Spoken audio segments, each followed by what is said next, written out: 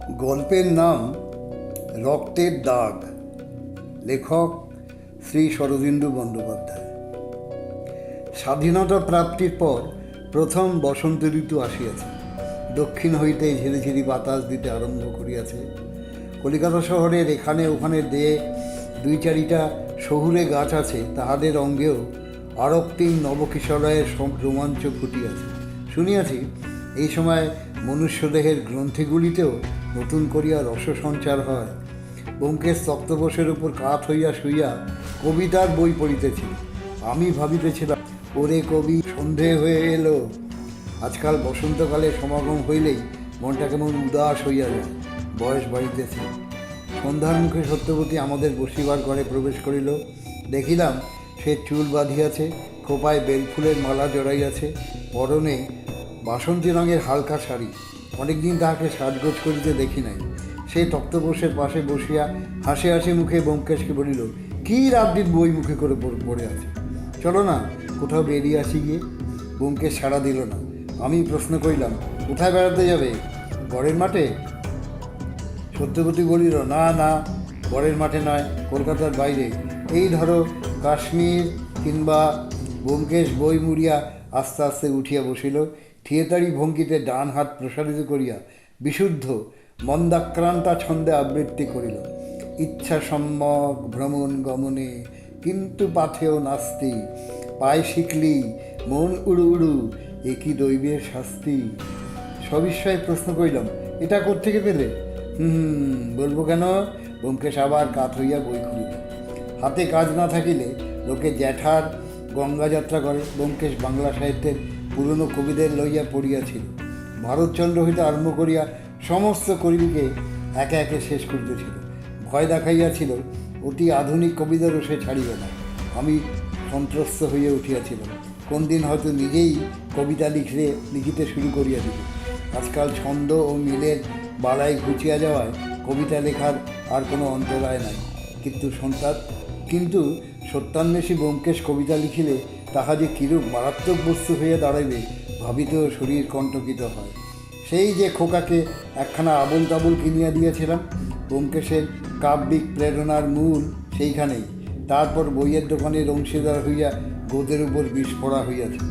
সত্যবতী ব্যোমকেশের পায়ের বৃদ্ধাঙ্গুষ্ঠে একটা মোচড় দিয়া পড়িল।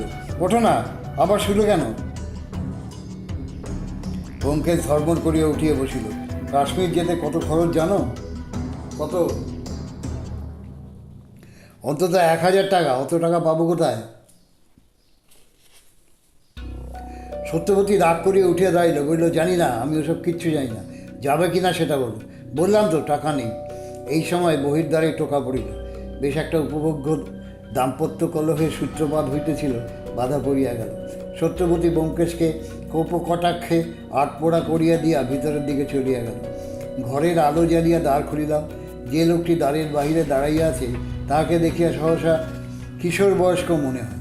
বেশি লম্বা নয়, ছিপছিপে পাতলা গরম, গৌরবর্ণ সুশ্রী মুখে অল্প গোপের রেখা, বেশবাস পরিবাটি, পায়ে হরিণের চামড়ার জুতা হইতে গায়ে স্বচ্ছ মলমলের পাঞ্জাবি, সমস্তই অনবদ্য।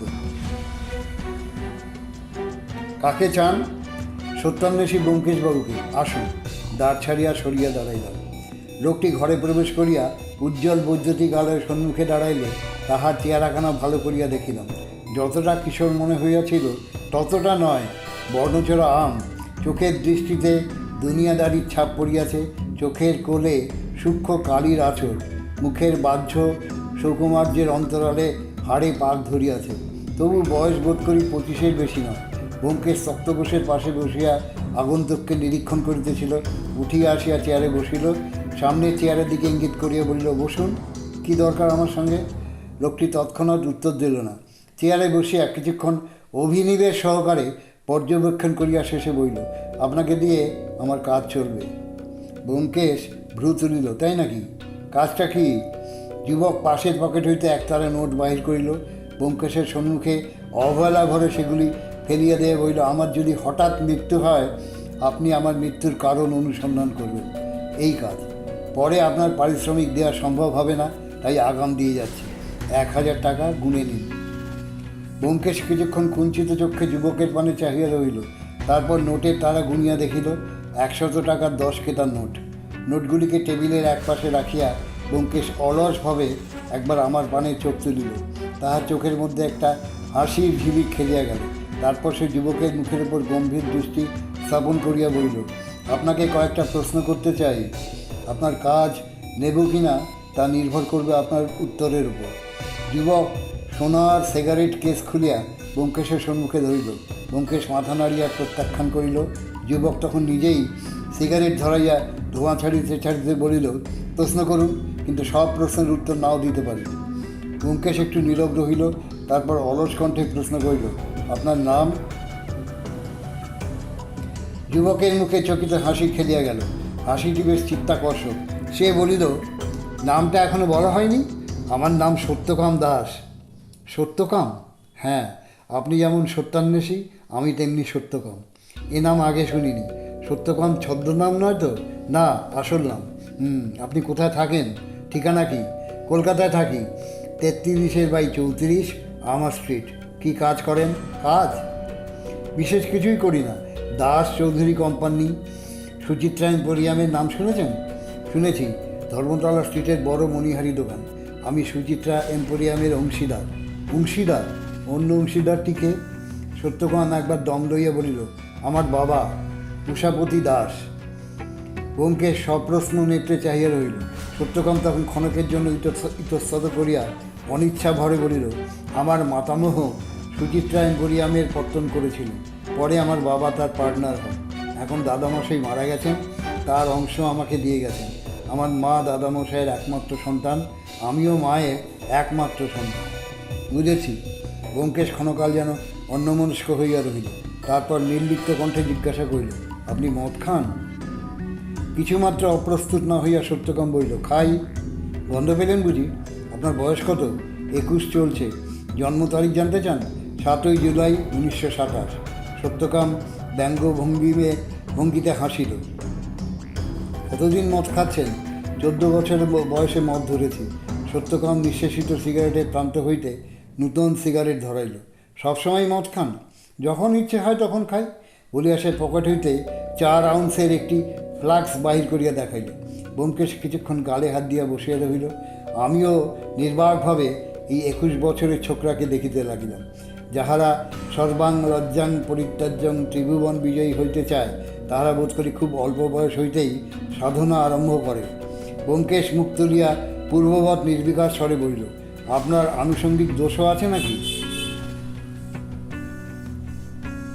সত্যকাম মুচকি হাসিল। দোষ কেন বলছেন ব্যোমকেশবাবু? এমন সার্বজনীন কাজ কি আর দোষের হতে পারে? আমার গা রিরি করিয়া উঠিল।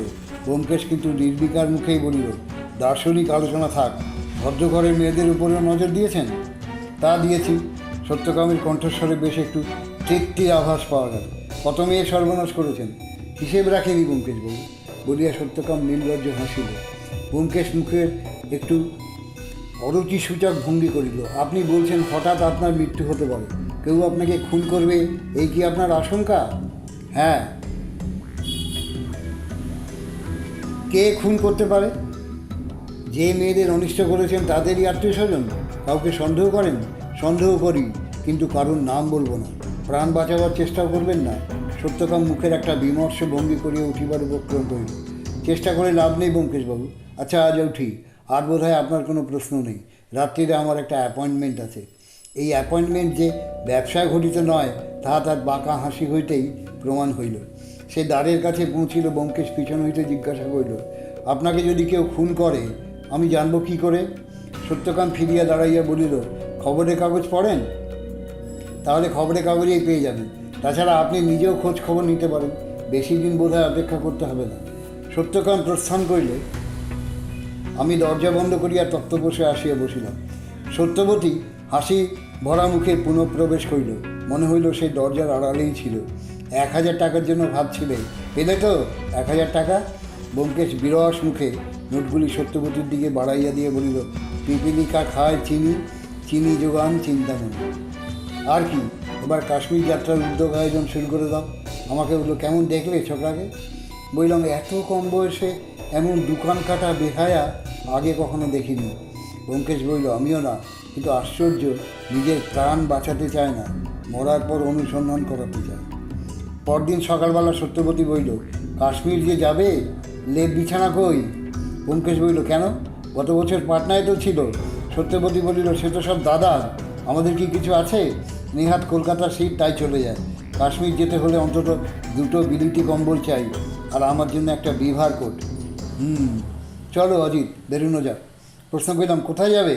সে বলল, চলো না, সুচিত্রা এম্পোরিয়ামে যাই, রথ দেখা কলা বেচা 2 হবে।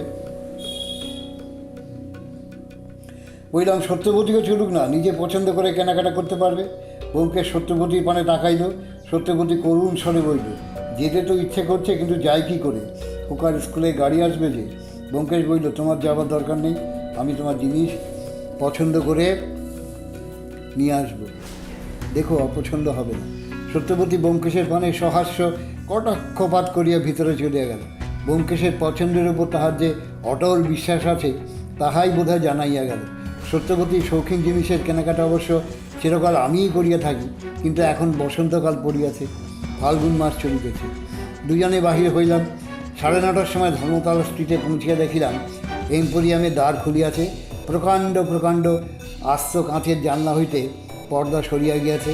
ভিতরে প্রবেশ করিলাম। বিশাল ঘর, মোজাইক মেঝের উপর ইতস্তত নানা শৌখিন পণ্যের শোকেস সাজানো রহিয়াছে। 2-4 জন গ্রাহক ইতিমধ্যেই আসিয়া উপস্থিত হইয়াছেন। তাহারা অধিকাংশই উচ্চবিত্ত শ্রেণীর মহিলা। কর্মচারীরা নিজ নিজ স্থানে দাঁড়াইয়া ক্রেতাদের মন যোগাইতেছে।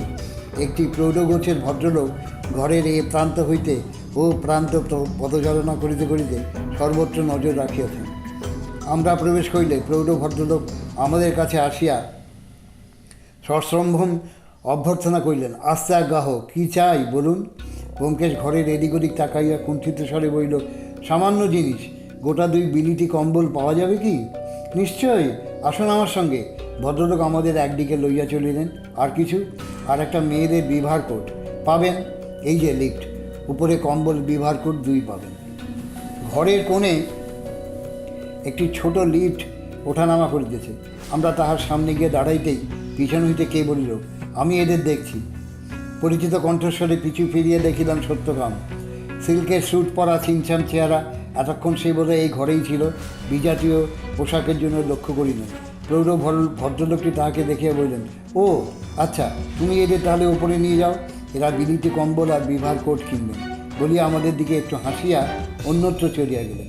ব্যোমকেশ চকিতে একবার সত্যকামের দিকে, একবার প্রৌঢ় ভদ্রলোকের দিকে চাহিয়া মৃদুকণ্ঠে বলিল, ইনি আপনার? সত্যকাম মুখ টেপিয়া হাসিল। পার্টনার, অর্থাৎ বাবা। সত্যকাম ঘাড় নাড়িয়া সায় দিল। এতক্ষণ প্রৌঢ় ভদ্রলোককে দেখিয়াও লক্ষ্য করি নাই, এখন ভালো করিয়া দেখিলাম। তিনি অদূরে দাঁড়াইয়া অন্য একজন গ্রাহকের সঙ্গে কথা বলিতেছেন এবং মাঝে মাঝে অস্বচ্ছন্দভাবে আমাদের দিকে দৃষ্টি ফিরাইতেছেন। শ্যামবর্ণ দীর্ঘাকৃতি চওড়া কাঠামোর মানুষ, চিবুকের হাড় দৃঢ়, বয়স আন্দাজ 45, রগের চুলে ঈষৎ পাক ধরিয়াছে। দোকানদারির লৌকিক শিষ্টতা সত্ত্বেও মুখে একটা তপকৃশ রুক্ষতার ভাব। দোকানদারির অবকাশে ভদ্রলোকের মেজাজ বোধহয় একটু কড়া। এই সময় লিফট নামিয়া আসিল। আমরা খাঁচার মধ্যে ঢুকিয়া ভিতরে উপস্থিত হইলাম। সত্যকাম ব্যোমকেশের দিকে চটুল ভ্রুভঙ্গি করিয়া বলিল, সত্যি কি কিছু কিনবেন? না সরজমিনে তদারকে এসছেন? না না, সত্যিই কিনব। উপরতলাটি নিচের মতো সাজানো নয়, অনেকটা গুদামের মতো। তবু এখানেও গুটি কয়েক ক্রেতা ঘুরিয়া বেড়াইতেছে। সত্যকাম আমাদের সেদিকে লইয়া গেল। সেই দিকটা গরম কাপড় চোপড়ের বিভাগ। সত্যকামের ইঙ্গিতে কর্মচারী অনেক রকমের বিলিতি কম্বল বাহির করিয়া দেখাইল। এসব ব্যাপারে ব্যোমকেশ চিটা ও চিনি প্রভেদ বোঝে না। আমি 2টি কম্বল বাছিয়া লইলাম। দাম বিলক্ষণ চড়া, কিন্তু জিনিস ভালো। অতঃপর বিভার কোট, নানা রঙের নানা মাপের কোট, সবগুলি অগ্নিমূল্য। আমরা সেগুলি লইয়া নাড়াচাড়া করিতেছি দেখিয়া সত্যকাম বলিল, মাপের কথা ভাবছেন? বিভার কোট একটু ঢিলে ঢালা হলেও ক্ষতি হয় না। যেটা পছন্দ হয় আপনারা নিয়ে যান, যদি নিহাতি বেমানান হয় বদলে দেব। একটা গাঢ় বেগুনি রঙের কোট আমার খুব পছন্দ হইল, কিন্তু দামের টিকিট দেখিয়া ইতস্তত করিতে লাগিলাম। সত্যকাম অবস্থা বুঝিয়া লইয়া বলিল, দামের জন্য ভাববেন না, ওটা সাধারণ খরিদ্দারের জন্য, আপনারা খরিদ দামে পাবেন, আসুন। আমাদের ক্যাশিয়ারের কাছে লইয়া গিয়া সত্যকাম বইল, এই জিনিসগুলো খরিদ দরে দেওয়া হচ্ছে, ক্যাশমেমো কেটে দিন। জি আগে বলিয়া বৃদ্ধ ক্যাশিয়ার ক্যাশমেমো লিখিয়া দিল। দেখিলাম টিকিটের দামের চেয়ে প্রায় 50 টাকা কম হইয়াছে। মন খুশি হইয়া উঠিল। গত রাত্রে সত্যকাম সম্বন্ধে যে ধারণা জন্মিয়াছিল তাহাও বেশ খানিকটা পরিবর্তিত হইল। না, আর যাই হোক, ছোকরা একেবারে চাষুন্ডি চামার নয়। এই সময় উপরতলায় একটি তরুণীর আবির্ভাব হইল। বড় বর্ণিনী যুবতী, সাজ পোশাকে লীলা লালিত্যের পরিচয় আছে। সত্যকাম একবার ঘাড় ফিরাইয়া তরুণীকে দেখিল, তাহার মুখের চেহারাই বদলাইয়া গেল। সে এক চক্ষু কুঞ্চিত করিয়া আমাদের বলিল, আপনাদের বোধহয় আর কিছু কিনবার নেই, আমি তাহলে নতুন গ্রাহক এসেছে। আচ্ছা, নমস্কার। মধুগন্ধে আকৃষ্ট মৌমাছির মতো সত্যকাম সিধা যুবতীর দিকে উড়িয়া গেল। আমরা জিনিসপত্র প্যাক করাইয়া যখন নিচে নামিবার উপক্রম করিতেছি, দেখিলাম সত্যকাম যুবতীকে সম্পূর্ণ মন্ত্রমুগ্ধ করিয়া ফেলিয়াছে। যুবতী সত্যকামের বচনামৃত পান করিতে করিতে তাহার সঙ্গে সঙ্গেই ঘুরিতেছে। বাসায় ফিরিয়া সত্যবতীকে আমাদের খরিদ জিনিস দেখাইলাম। সত্যবতী খুবই আহ্লাদিত হইল এবং নির্বাচন নৈপুণ্য সমস্ত প্রশংসা নির্বিচারে ব্যোমকেশের উপরেই অর্পণ করিল। বসন্তকালের এমনই মহিমা। আমি যখন জিনিসগুলির মূল্য হ্রাসের কথা বললাম, তখন সত্যবতী বিগলিত হইয়া বলিল, হ্যাঁ সত্যি, ভারী ভালো ছিল তো সত্যকাম। ব্যোমকেশ ঊর্ধ্ব দিকে সিগারেটে ধোঁয়া ছাড়িয়া বলিল, ভারী ভালো ছেলে, সোনার চাঁদ ছেলে। যদি কেউ ওকে খুন না করে, দোকান শিগগিরই লাটে উঠবে। সন্ধেবেলা ব্যোমকেশ আমাকে লইয়া বেড়াইতে বাহির হইল। এবার গতি আমার স্ট্রিটের দিকে। 33/34 নম্বর বাড়ির সম্মুখে যখন পৌঁছিলাম, তখন ঘোর ঘোর হইয়া আসিয়াছে। প্রদোষের এই সময়টিকে কলিকাতার ফুটপাতেও ক্ষণকালের জন্য লোক চলাচল কমিয়া যায়, বোধ করি রাস্তার আলোয় জ্বালার প্রতীক্ষা করে। আমরা উদ্দিষ্ট বাড়ির সম্মুখে গিয়া দাঁড়াইলাম। বেশি পথিক নাই, কেবল গায়ে চাদর জড়ানো একটি লোক ফুটপাতে ঘোরাফেরা করিতেছিল। আমাদের দেখিয়া একটু দূরে সরিয়া গেল। 33/34 নম্বর বাড়ির একেবারে ফুটপাতের উপরে নয়, প্রথমে একটি ছোট লোহার ফটক, ফটক হইতে গলির মতো সরু ইট বাঁধানো রাস্তা 20-25 ফুট গিয়া বাড়ির সদরে ঠেকিয়াছে। দোতলা বাড়ি, সম্মুখ হইতে খুব বড় মনে হয় না। সদর দরজার দুই পাশে দুইটি জানলা, জানলার মাথার উপরে দোতলার দুইটি গোলাকৃতি ব্যালকনি। বাড়ির ভিতরে এখনও আলো জ্বলে নাই। ফুটপাতে দাঁড়াইয়া মনে হইল একটি স্ত্রীলোক দোতলার একটি ব্যালকনিতে বসিয়া বই পড়িতেছে কিংবা সেলাই করিতেছে। ব্যালকনির ঢালাই লোহার রেলিংয়ের ভিতর দিয়ে অস্পষ্টভাবে দেখা গেল। ব্যোমকেশবাবু। পিছন হইতে অতর্কিত আহ্বানে দুজনেই ফিরিলাম। গায়ে চাদর জড়ানো যে লোকটিকে ঘোরাফেরা করিতে দেখিয়াছিলাম, সে আমাদের পিছনে আসিয়া দাঁড়াইয়াছে। পুষ্টকায় যুবক, মাথার চুল ছোট করিয়া ছাটা, মুখখানা যেন চেনা চেনা মনে হইল। ব্যোমকেশ বলিল, কে? যুবক বলিল, আমাকে চিনতে পারলেন না স্যার? সেদিন সরস্বতী পুজোর চাঁদা নিতে গিয়েছিলাম। আমার নাম নন্দ ঘোষ, আপনারই পাড়াতে থাকি। ব্যোমকেশ বলিল, ও হো, মনে পড়েছে। তা তুমি ও পাড়ার ছেলে ভর সন্ধ্যেবেলা এখানে ঘোরাঘুরি করছো কেন? আগে নন্দ ঘোষের একটা হাত চাদরের ভিতর হইতে বাহির হইয়া আবার তৎক্ষণাৎ চাদরের মধ্যেই লুকাইল। তবু দেখিয়া ফেলিলাম হাতে একটা ভিন্ডি পা, অর্থাৎ হাতে খেটে বস্তুটি আকারে ক্ষুদ্র হইল বলবান ব্যক্তির হাতে মারাত্মক অস্ত্র। ব্যোমকেশ সন্দিগ্ধ নেত্রে নন্দঘোষকে নিরীক্ষণ করিয়া বলিল, কি মতলব বলো দেখি? মতলব? নন্দঘোষ একটু কাছে আসিয়া নিম্ন স্বরে বলিল, আপনাকে বলছি স্যার, এ বাড়িতে একটা ছোঁড়া থাকে, তাকে ঠ্যাঙাবো। তাই নাকি? ঠ্যাঙাবে কেন? কারণ আছে স্যার, কিন্তু আপনারা এখানে কি করছেন? এ বাড়ির কাউকে চেনেন নাকি? সত্যকামকে চিনি, তাকেই ঠ্যাঙাতে চাও কেমন? আগে নন্দ একটু বিচলিত হইয়া পড়িল। আপনার সঙ্গে কি ওর খুব ঘনিষ্ঠতা আছে নাকি? ঘনিষ্ঠতা নেই, কিন্তু যা জানতে চাই, ওকে ঠ্যাঙাতে চাও কেন? ও কি তোমার কোনো অনিষ্ট করেছে? অনিষ্ট? সে অনেক কথা স্যার, যদি শুনতে চান আমার সঙ্গে আসুন। কাছেই ভূতেশ্বরের আখড়া, সেখানে সব শুনবেন। ভূতেশ্বরের আখড়া? আগে আমাদের ব্যায়াম সমিতি, কাছেই গলির মধ্যে, চলুন না। চলো। ইতিমধ্যে রাস্তার আলো জ্বলিয়াছে। আমরা নন্দকে অনুসরণ করিয়া একটি গলির মধ্যে প্রবেশ করিলাম। কিছু দূরে গিয়ে একটি পাঁচিল ঘেরা উঠানের মতো স্থানে পৌঁছিলাম। উঠানের পাশে গোটা দুই নোনা ধরা জীর্ণ ঘরে আলো জ্বলিতেছে। উঠান প্রায় অন্ধকার।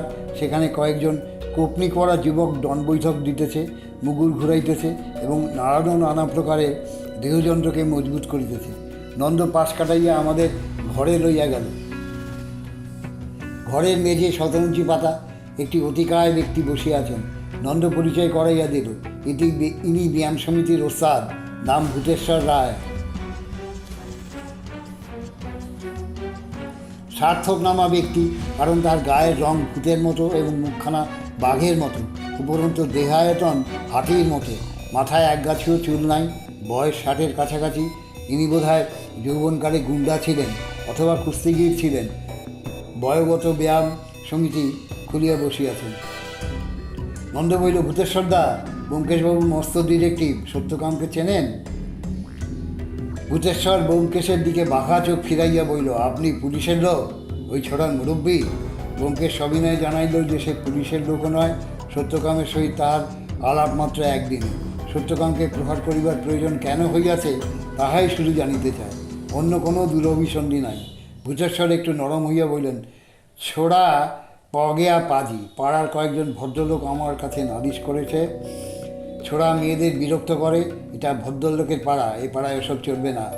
এই সময় আরও কয়েকজন গোলদঘর্ম মল্লবীর ঘরে প্রবেশ করিল এবং আমাদের ঘিরিয়া বসিয়া কটমট চক্ষে আমাদের নিরীক্ষণ করিতে লাগল। স্পষ্টই বোঝা গেল সত্যকামকে ঠেঙাইবার সংকল্প একজনের নয়, সমস্ত ব্যায়াম সমিতির অনুমোদন ইহার পশ্চাতে আছে। নিজেদের নিরাপত্তা সম্পর্কে শঙ্কিত হইয়া উঠিলাম। গতিক সুবিধার নয়, সত্যকামের ফাড়াটা আমাদের উপর দিয়েই বুঝি যায়। ব্যোমকেশ কিন্তু সামলাইয়া লইল, শান্তস্বরে বলিল, পাড়ার কোনো লোক যদি বজ্জাতি করে তাকে শাসন করা পাড়ার লোকেরই কাজ, এ কাজ অন্য কাউকে দিয়ে হয় না। আপনারা সত্যকামকে সাহায্য করতে চান, তাতে আমার কোনো আপত্তি নেই। তাকে যতটুকু জানি, দুঘা পিঠে পড়লে তার উপকারী হবে। শুধু একটা কথা, খুনোখুনি করবেন না, আর কাজটা সাবধানে করবেন যাতে ধরা না পড়েন। নন্দ একমুখ হাসিয়া বলিল, সেই জন্যই তো কাজটা আমি হাতে নিয়েছি স্যার, 2-4 ঘাত দিয়েই কেটে পড়ব। আমি এ পাড়ার ছেলে নই, চিনতে পারলেও শনাক্ত করতে পারবে না। ব্যোমকেশ হাসিয়া গাত্রোত্থান করিল, তবু যদি কোনো গণ্ডগোল বাঁধে আমাকে খবর দিও। আজ তাহলে উঠি, নমস্কার ভূতেশ্বরবাবু। বড় রাস্তায় আমাদের পৌঁছিয়া দিয়া নন্দ আখড়ায় ফিরিয়া গেল। ব্যোমকেশ নিঃশ্বাস ছাড়িয়া বলিল, বাপ, একবারে বাঘের গুহায় গলা বাড়িয়েছিলাম। আমি বললাম, কিন্তু সত্যকামকে মারধর করবার উৎসাহ দেওয়া কি তোমার উচিত হলো? তুমি তো ওর কাছ থেকে টাকা নিয়েছো। ব্যোমকেশ বলিল, 2-4 ঘা খেয়ে যদি ওর প্রাণটা বেঁচে যায়, সেটা কি ভালো নয়? যদি আমি কোনো দিন অফিস কাছারি করি নাই, তবু কেন জানি না রবিবার সকালে ঘুম ভাঙিতে বিলম্ব হয়। পূর্বপুরুষেরা চাকুরে ছিলেন, রক্তের মধ্যে বোধ হয় দাসত্বের দাগ লাগিয়া গিয়াছে। পরদিনটা রবিবার ছিল। বেলা 7:30টার সময় চোখ মুছিতে মুছিতে বাহিরের ঘরে আসিয়া দেখি ব্যোমকেশ 2 হাতে খবরের কাগজটা খুলিয়া ধরিয়া এক দৃষ্টে তাকাইয়া আছে। আমার আগমনে সে চক্ষু ফিরাইল না, সংবাদপত্রটাকেই যেন সম্বোধন করিয়া বলিল,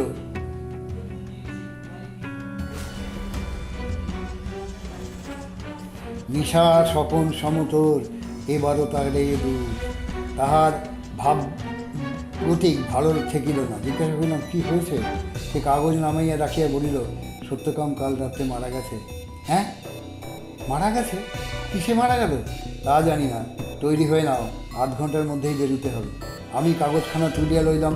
মধ্যপৃষ্ঠা তলার দিকে 5 লাইনের খবর। অদ্য শেষ রাত্রে ধর্মতলায় প্রসিদ্ধ সুচিত্রা এম্পোরিয়ামের মালিক সত্যকাম দাসের সন্দেহজনক অবস্থায় মৃত্যু হইয়াছে। পুলিশ তদন্তের ভার লইয়াছে। সত্যকাম তবে ঠিকই বুঝিয়াছিল, মৃত্যুর পূর্বাভাস পাইয়াছিল সে, কিন্তু এত শীঘ্র? প্রথমেই স্মরণ হইল কাল সন্ধ্যের সময় নন্দঘোষ চাদরের মধ্যে খেটে লুকাইয়া বাড়ির সামনেই ঘোরাঘুরি করিতেছিল। বেলা 8:30টার সময় ব্যোমকেশ ও আমি আর্মা স্ট্রিটে উপস্থিত হইলাম। ফটকের বাহিরে ফুটপাতের উপর একজন কনস্টেবল দাঁড়াইয়া আছে। একটু খুঁতখুত করিয়া আমাদের ভিতরে যাইবার অনুমতি দিল। ইট বাঁধানো রাস্তা দিয়া সদরে উপস্থিত হইলাম। সদর দরজা খোলা রহিয়াছে, কিন্তু সেখানে কেহ নাই। বাড়ির ভিতর হইতে কান্নাকাটির আওয়াজ পাওয়া যাইতেছে না। ব্যোমকেশ দরজার সম্মুখে পৌঁছে থমকিয়া দাঁড়াইয়া পড়িল। নীরবে মাটির দিকে অঙ্গুলি নির্দেশ করিল। দেখিলাম দরজার ঠিক সামনে ইট বাঁধানো রাস্তা যেখানে শেষ হইয়াছে, সেখানে খানিকটা রক্তের দাগ। কাঁচা রক্ত নয়, বিগত প্রমাণ স্থানের রক্ত শুকাইয়া চাপড়া বাঁধিয়া গিয়াছে। আমরা একবার দৃষ্টি বিনিময় করিলাম। ব্যোমকেশ ঘাড় নাড়িল। তারপর আমরা রক্তলিপ্ত স্থানটিকে পাশ কাটাইয়া ভিতর প্রবেশ করিলাম। একটি চওড়া বারান্দা, তার 2 পাশে 2টি দরজা। একটি দরজায় তালা লাগানো, অন্যটি খোলা। খোলা দরজা দিয়া মাঝের আয়তনের অফিস ঘর দেখা যাইতেছে। বড় ঘরের মাঝখানে একটি বড় টেবিল, টেবিলের সম্মুখে উষাপতিবাবু একাকী বসিয়া আছেন। উষাপতিবাবু টেবিলের উপর দুই কোণই রাখিয়া দুই করতলের মধ্যে চিবুক আবদ্ধ করিয়া বসিয়া আছেন।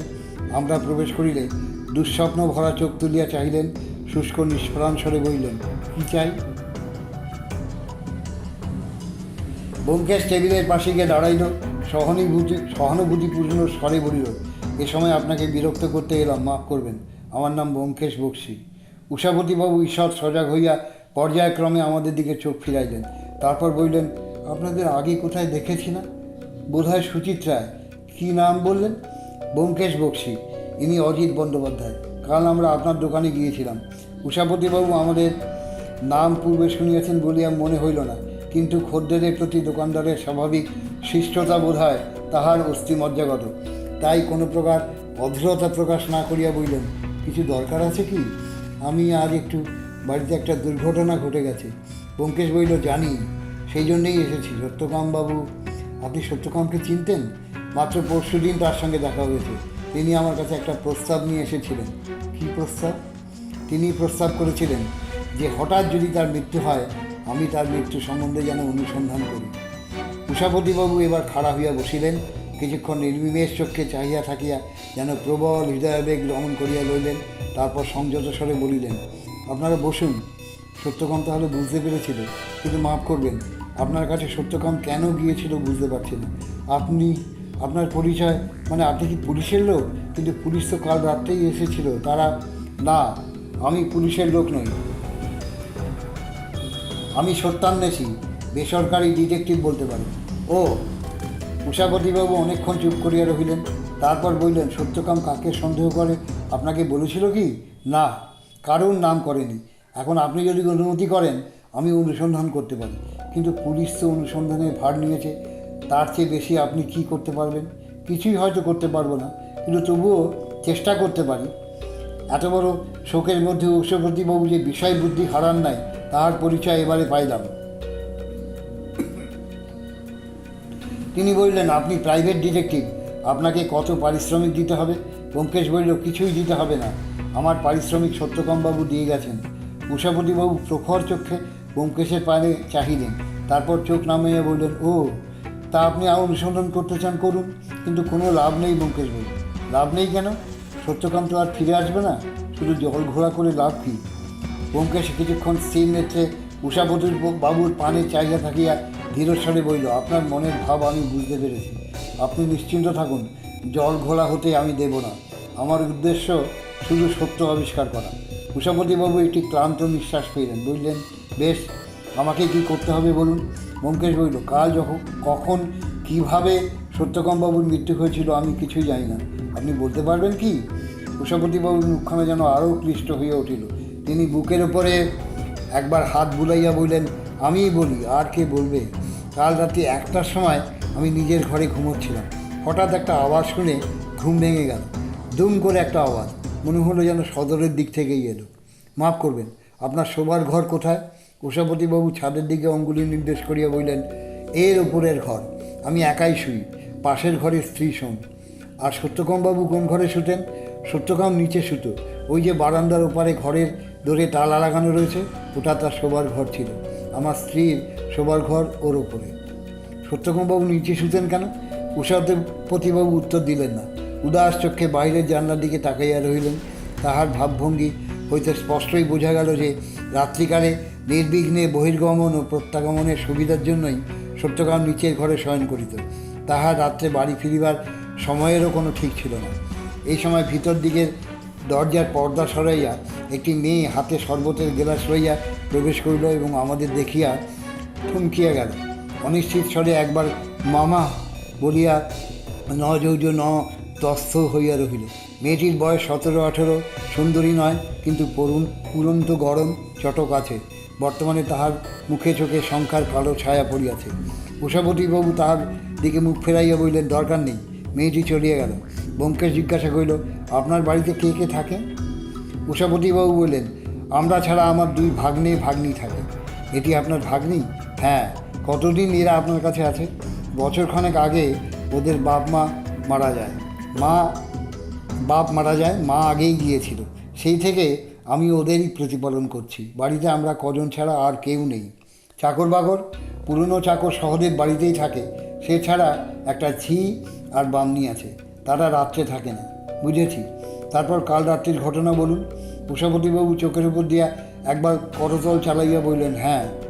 আওয়াজ শুনে আমি ব্যালকনির দরজা খুলে বাইরে গিয়ে দাঁড়ালাম। নিচে অন্ধকার, কিছুই দেখতে পেলাম না। তারপরই সদর দরজার কাছ থেকে সহদেব চিৎকার করে উঠল। ছুটতে ছুটতে নিচে নেমে গেলাম। দেখি সহদেব দরজা খুলেছে আর সত্যকাম দরজার সামনে পড়ে আছে। প্রাণ নেই, পিঠের দিক থেকে গুলি ঢুকেছে। গুলি? বন্দুকের গুলি? হ্যাঁ। সত্যকাম রোজই দেরি করে বাড়ি ফিরত। সহদেব বারান্দায় শুয়ে থাকত। দরজায় টোকা পড়লেই উঠে দৌড় খুলে দিত। কাল সে টোকা শুনে দৌড় খোলার আগেই কেউ পিছন থেকে সত্যকামকে গুলি করেছে। গুলি? আমি ভেবেছিলাম। ব্যোমকেশ থামিয়া বলল, তারপর বলুন। উষাপতিবাবু একটা চাপা নিঃশ্বাস পেলেন। তারপর আর কি? পুলিশে টেলিফোন করলাম। ব্যোমকেশ কিছুক্ষণ নতমুখে চিন্তা করিল, তারপর মুখ তুলিয়া বলল, সত্যকাম বাবুর ঘরে তালা কে লাগিয়েছে?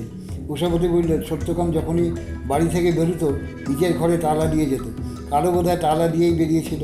তারপর বুঝেছি, ঘরের চাবি তাহলে পুলিশের কাছে? খুব সম্ভব। পুলিশ ঘর খুলে দেখেনি? না। যাক, আপনার কাছে আর বিশেষ কিছু জানবার নেই। এবার বাড়ির অন্য সকলকে দু একটা কথা জিজ্ঞাসা করতে চাই। কাকে ডাকবো বলুন? সহদেব বাড়িতে আছে? আছে নিশ্চয়ই, ডাকছি। উষাপতি উঠিয়া গিয়া অন্দরের দ্বারের নিকট হইতে সহদেবকে ডাকিলেন। তারপর আবার আসিয়া বসিলেন। সহদেব প্রবেশ করিল। জরাজীর্ণ বৃদ্ধ, শরীরে কেবল হাড় কখানা আছে।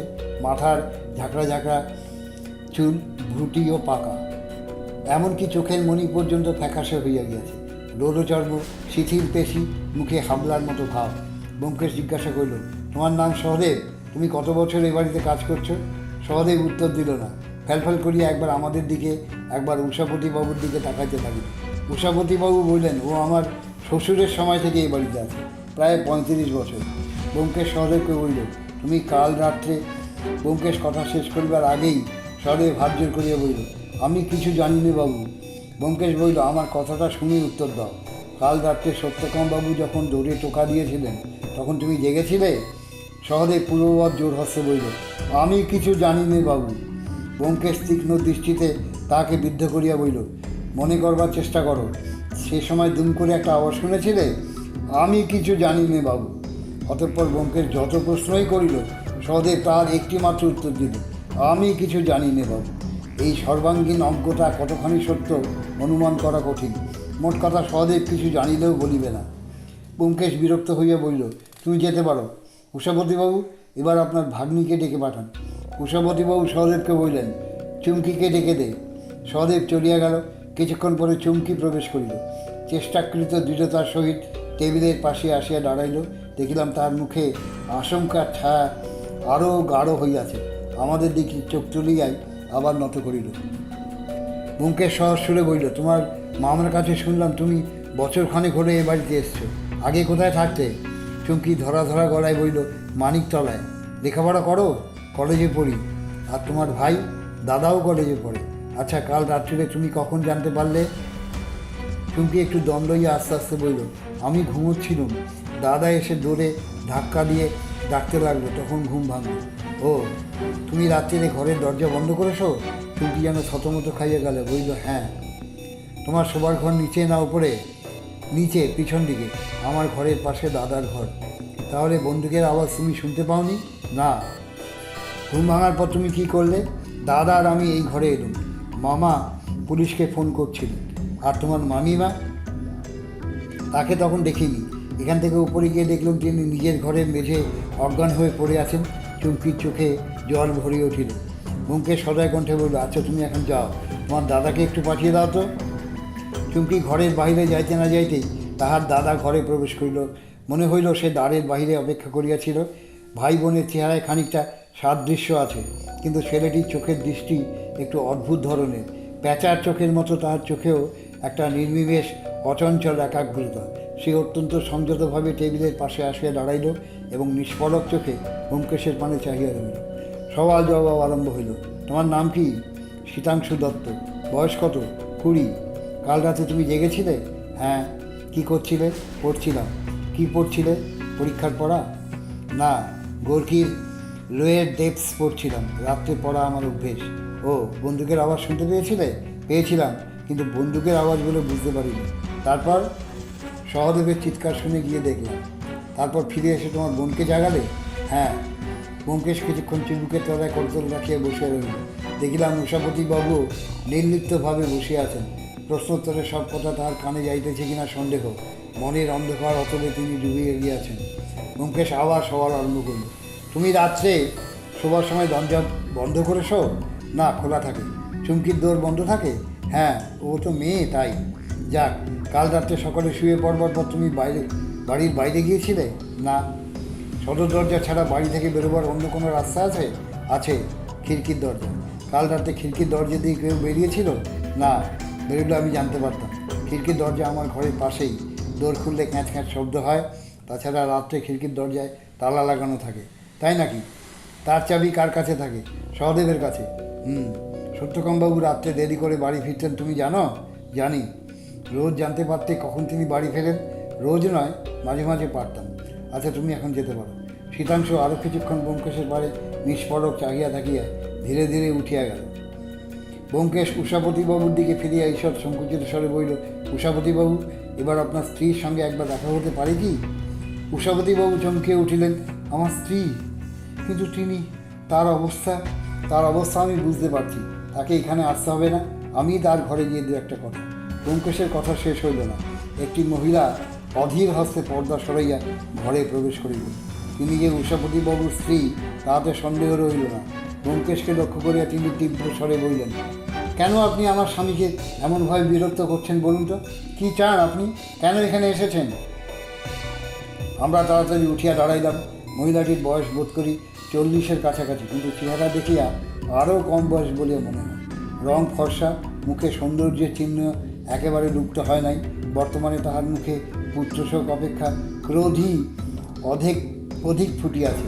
ব্যোমকেশ অত্যন্ত মোলায়েম সুরে বলিল, আমাকে মাফ করবেন, নেহাত কর্তব্যের দায়ে আপনাদের বিরক্ত করতে এসেছি।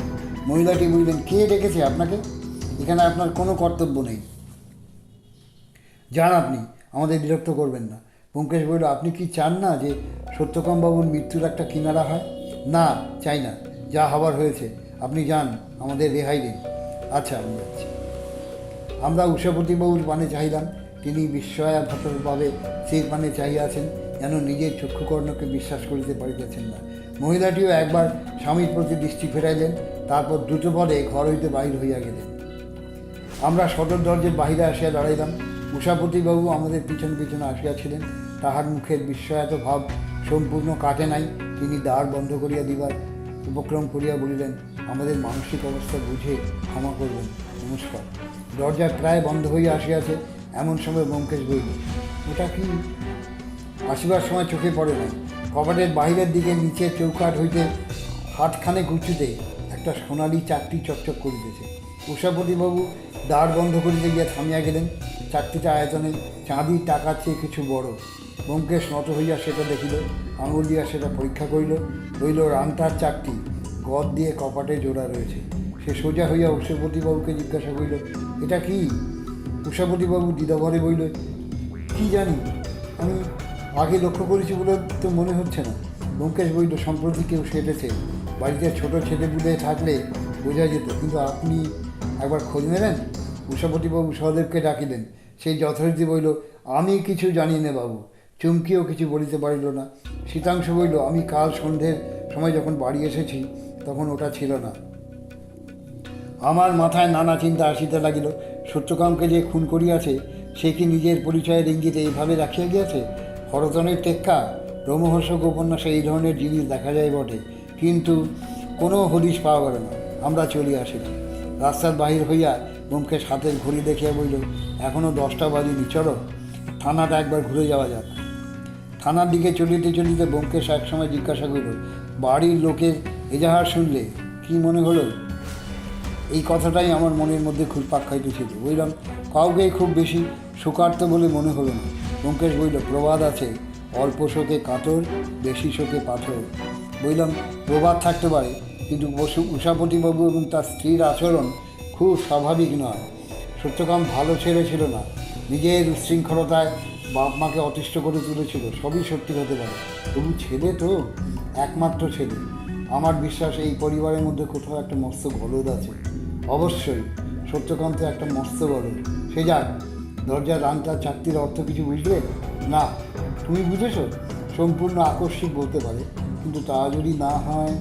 থানায় পৌঁছে দেখিলাম দারোগা ভবানীবাবু আমাদের পরিচিত লোক, বয়স্ক ব্যক্তি, ক্রস বেল্ট টেবিলের উপর খুলিয়া রাখিয়া কাজ করিতেছেন। আমাদের দেখিয়া খুব খুশি হইয়াছেন মনে হইল না, তবু যথোচিত শিষ্টতা দেখাইয়া শেষে খাটো গলায় বললেন, আপনি আবার এর মধ্যে কেন? ব্যোমকেশ বলল, পাকে চক্রে জড়িয়ে পড়েছি। ভবানীবাবু পূর্ববৎ নিম্নস্বরে বললেন, ছোড়া পাকা শয়তান ছিল।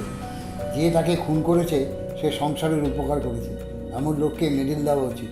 ব্যোমকেশ বলল, তা বটে, আপনারা যা করছেন করুন, আমি তার মধ্যে নাক গলাতে চাই না।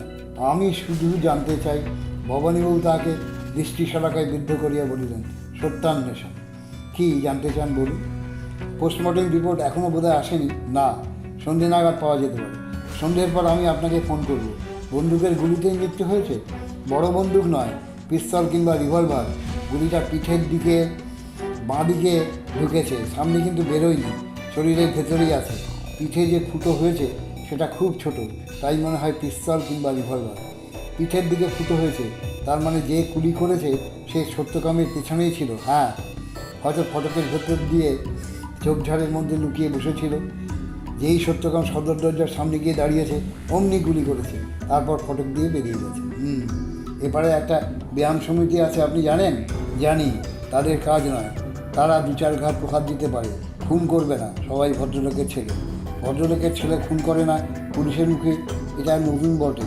কিন্তু ব্যোমকেশ সেদিক দিয়ে গেল না। বলল, ভদ্রলোকের ছেলের কথায় মনে পড়ল, সত্যকাম এর এক পিস্তত ভাই বাড়িতে থাকে, তাকে দেখেছেন? ভবানীবাবু একটু হাসিলেন।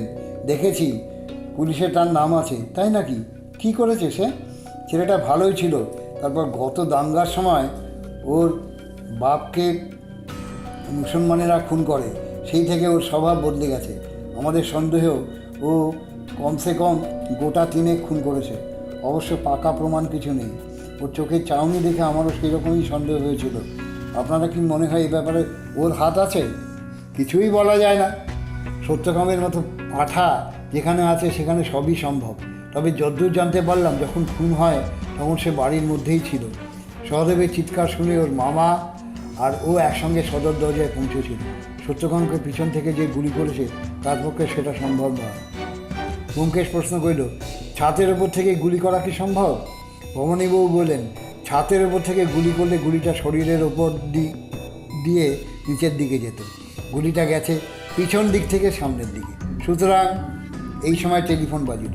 ভবানীবাবু টেলিফোনের মধ্যে দু চার কথা বলি আমাদের বললেন, আমাকে এক্ষুনি বেরোতে হবে, জোর তলব। আমরাও উঠি।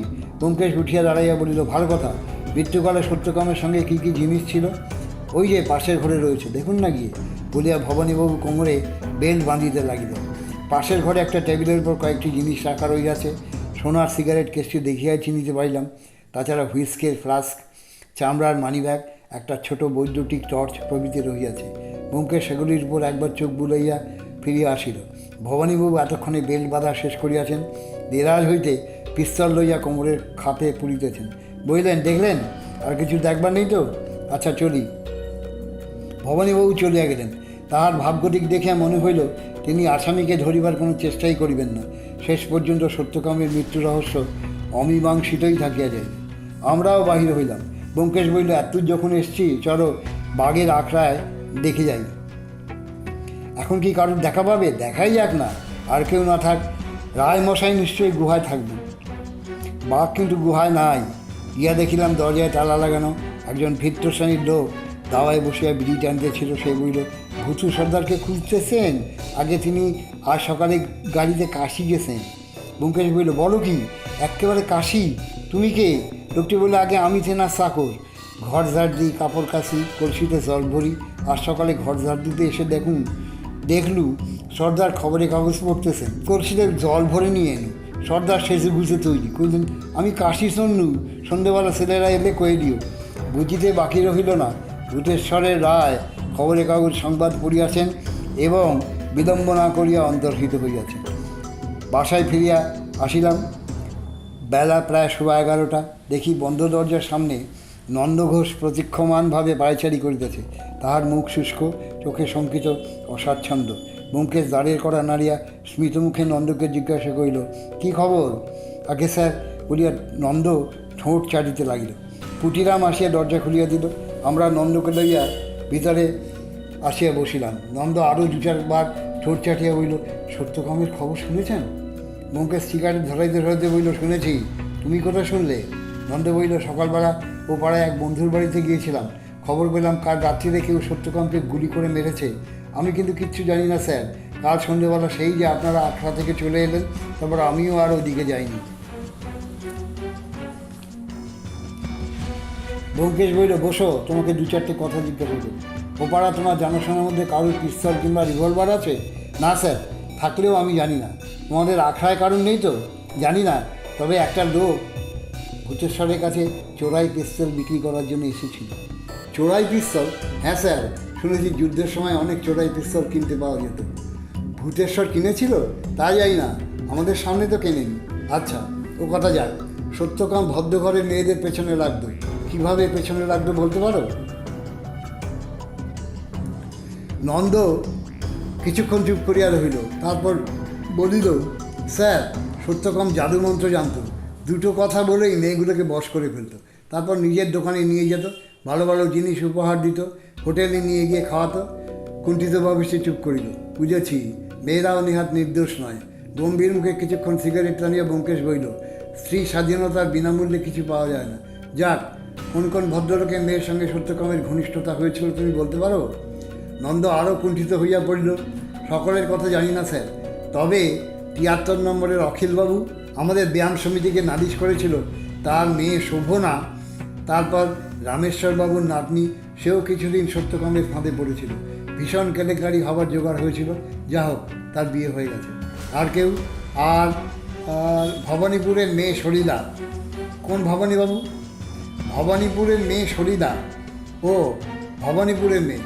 ওপাড়া থানার দরগা ভবানীবাবু। তিনি মেয়েদের ঘরে বন্ধ করে রেখেছিলেন, তারপর এখন মামার বাড়ি পাঠিয়ে দিয়েছেন। ব্যোমকেশের সহিত আমার একবার চকিত দৃষ্টি বিনিময় হইল।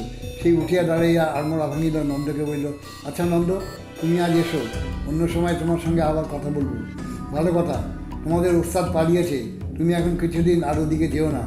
নন্দ আবার ঠোঁট চাটিয়ে বলল, আচ্ছা স্যার। সমস্ত দিন ব্যোমকেশ অন্যমনস্ক হইয়া রইল।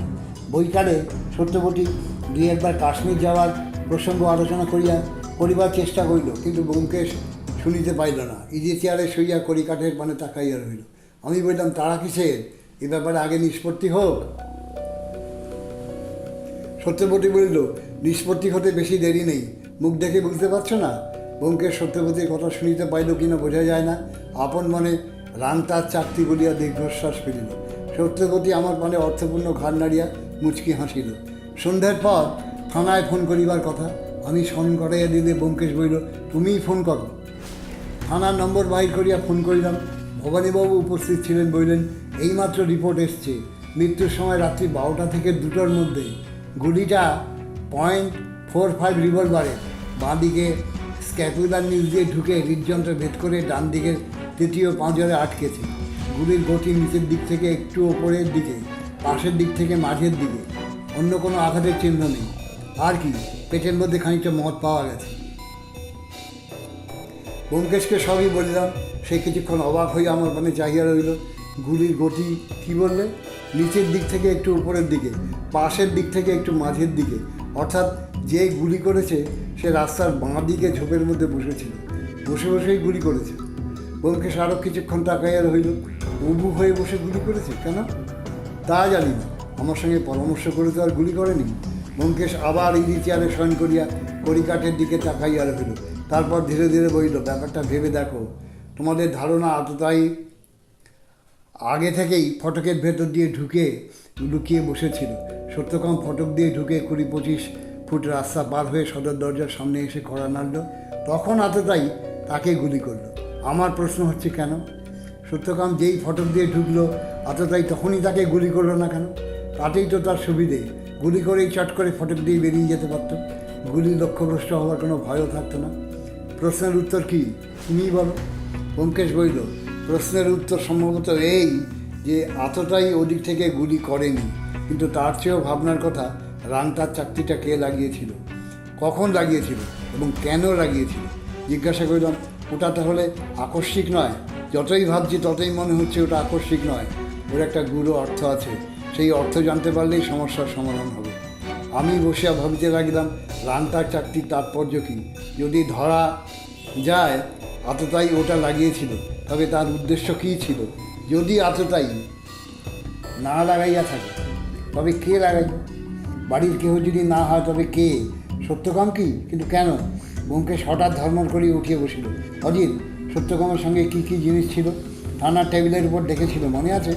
বললাম, সিগারেট কেস ছিল, রিস্টওয়াচ ছিল, মানি ব্যাগ ছিল, মদের ফ্লাক্স ছিল, আর আর একটা ইলেকট্রিকের টর্চ ছিল।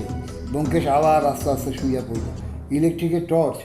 কলিকাতায় পথ চলবার জন্য ইলেকট্রিকের টর্চ দরকার হয় না। না, কিন্তু ফটক ছেড়ে সদর দরজা পর্যন্ত যেতে হলে দরকার হতে পারে। ব্যোমকেশ একটু হাসিল। তাহলে সত্যকাম টর্চের আলোয় এতটাইকে দেখতে পায়নি কেন? সহসা এই প্রশ্নের উত্তর জোগাইল না। কিছুক্ষণ কাটিয়া গেল। তারপর ব্যোমকেশ অপ্রাসঙ্গিকভাবে বলিল, কাল সকালে শীতাংশুর সঙ্গে নিভৃতে কথা বলা দরকার। আমি উচ্চকিতভাবে তাহার দিকে তাকাইয়া রইলাম, কিন্তু সে আর কিছুই বলিল না। বোধ করি কড়িকাঠ গুনিতে লাগিল। কিন্তু লক্ষ্য করলাম তাহার মুখের বিরস অন্যমনস্কতা আর নাই, যেন সে ভিতরে ভিতরে উত্তেজিত হইয়া উঠিয়াছে। পরদিন সকালে ঘুম ভাঙিয়া উঠিয়া দেখি ব্যোমকেশ কাকে টেলিফোন করিতেছে। আমি চেয়ার পেয়ালা লইয়া বাইরের ঘরে আসিয়া বসিলে সেও আসিয়া বসিল। তাহার মুখ গম্ভীর। জিজ্ঞাসা করিলাম, কাকে ফোন করছিলে? ব্যোমকেশ বলিল, উষাপতিবাবুকে। হঠাৎ উষাপতিবাবুকে কেন? শীতাংশুকে পাঠিয়ে দিতে বললাম। ও, ওদের বাড়ির খবর কি? খবর? পুলিশ কাল সন্ধ্যেবেলা লাশ ফেরত দিয়েছিল। ওরা শেষ রাত্রে শ্মশান থেকে ফিরেছেন। অনেক চুপ করিয়া থাকিয়া ব্যোমকেশ বলিল, কাল যদি পুলিশ খানা তল্লাশি করতো তাহলে রিভলভারটা বোধ হয় বাড়িতেই পাওয়া যেত।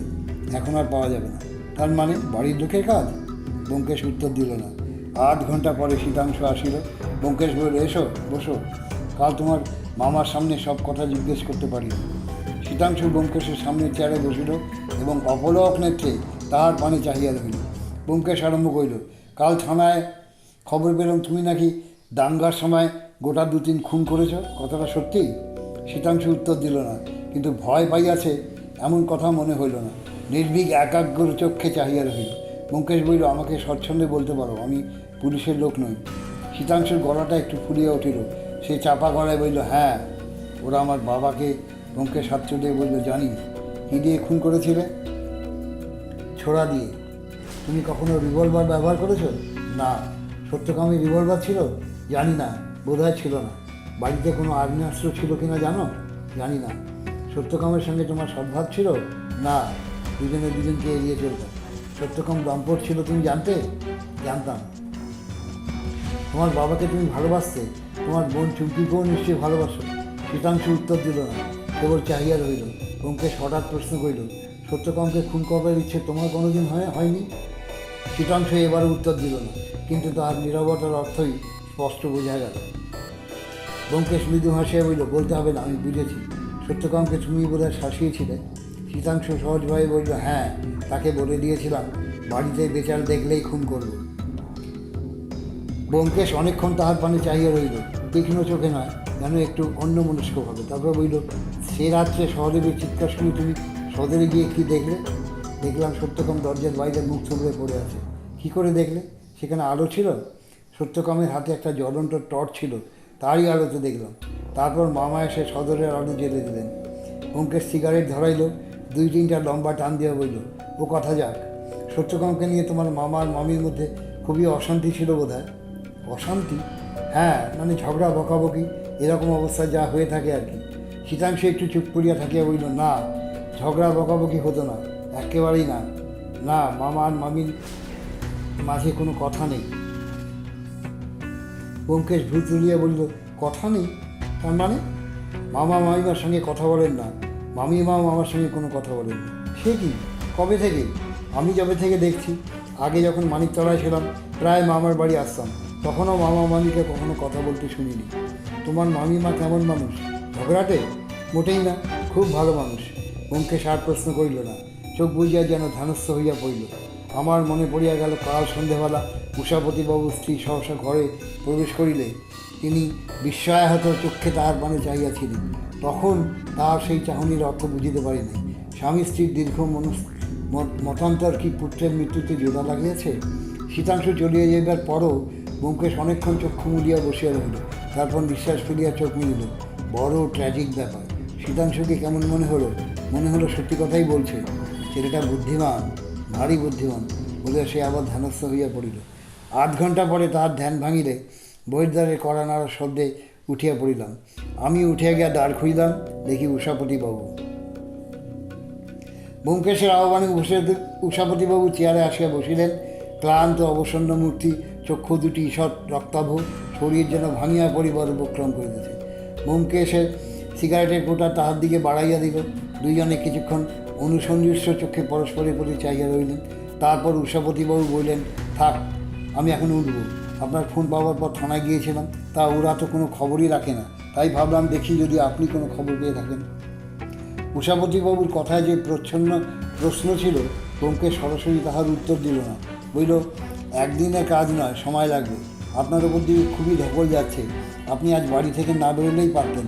আপনার স্ত্রীকেও দেখাশোনা করার দরকার। উষাপতিবাবুর মুখ লক্ষ্য করিলাম। স্ত্রীর প্রসঙ্গে তাহার মুখের কোনো ভাবান্তর হইল না। স্ত্রীর সহিত তাহার যে দীর্ঘকালের বিপ্রয়োগ, তাহার চিহ্নমাত্র দেখা গেল না। বললেন, আমার স্ত্রীর জন্যই ভাবনা। তিনি একেবারেই ভেঙে পড়েছেন। একটু থামিয়া বললেন, ভাবছি কিছুদিনের জন্য ওকে নিয়ে বাইরে ঘুরে এলে কেমন হয়। কলকাতার বাইরে গেলে হয়তো ওর মনটা। তা ঠিক, কোথায় যাবেন কিছু ঠিক করেছেন? না, কলকাতা ছেড়ে যেখানেই হোক গেলেই হবে। কাশী, বৃন্দাবন, আগ্রা, দিল্লি। কিন্তু পুলিশ আপত্তি করবে না তো? পুলিশকে বলে যাবেন, আমার বোধ হয় আপত্তি করবে না। যদি আপত্তি না করে, কাল পরশুর মধ্যেই তাহলে বেরিয়ে পড়তে পারি। কলকাতা যেন বিষবৎ মনে হচ্ছে। আচ্ছা, নমস্কার বলিয়া উষাপতিবাবু উঠিয়া দাঁড়াইলেন। ব্যোমকেশ জিজ্ঞাসা করিল, আপনার দোকান কি বন্ধ রাখবেন? দোকান? সুচিত্রায়ণ বলিলাম, না না, বন্ধ রাখবো কেন? দোকানের পুরনো খাজাঞ্চি ধনঞ্জয়বাবু আছেন, বিশ্বাসী লোক, তিনি চালাবেন। আমার ভাগ্নে শীতকেও ভাবছি দোকানে ঢুকিয়ে নেব। পড়াশুনো করে আর কি হবে, দোকানটাই দেখুক। আর তো আমার কেউ নেই। নিঃশ্বাস ফেলিয়া তিনি দাঁড়ের পানে চলিলেন। আপনি কি এখন দোকানের দিকেই যাচ্ছেন? না, দোকানে এখন আর যাব না। ধনঞ্জয়বাবুকে ফোন করে জানিয়ে দিয়েছি। আসুন তাহলে, নমস্কার।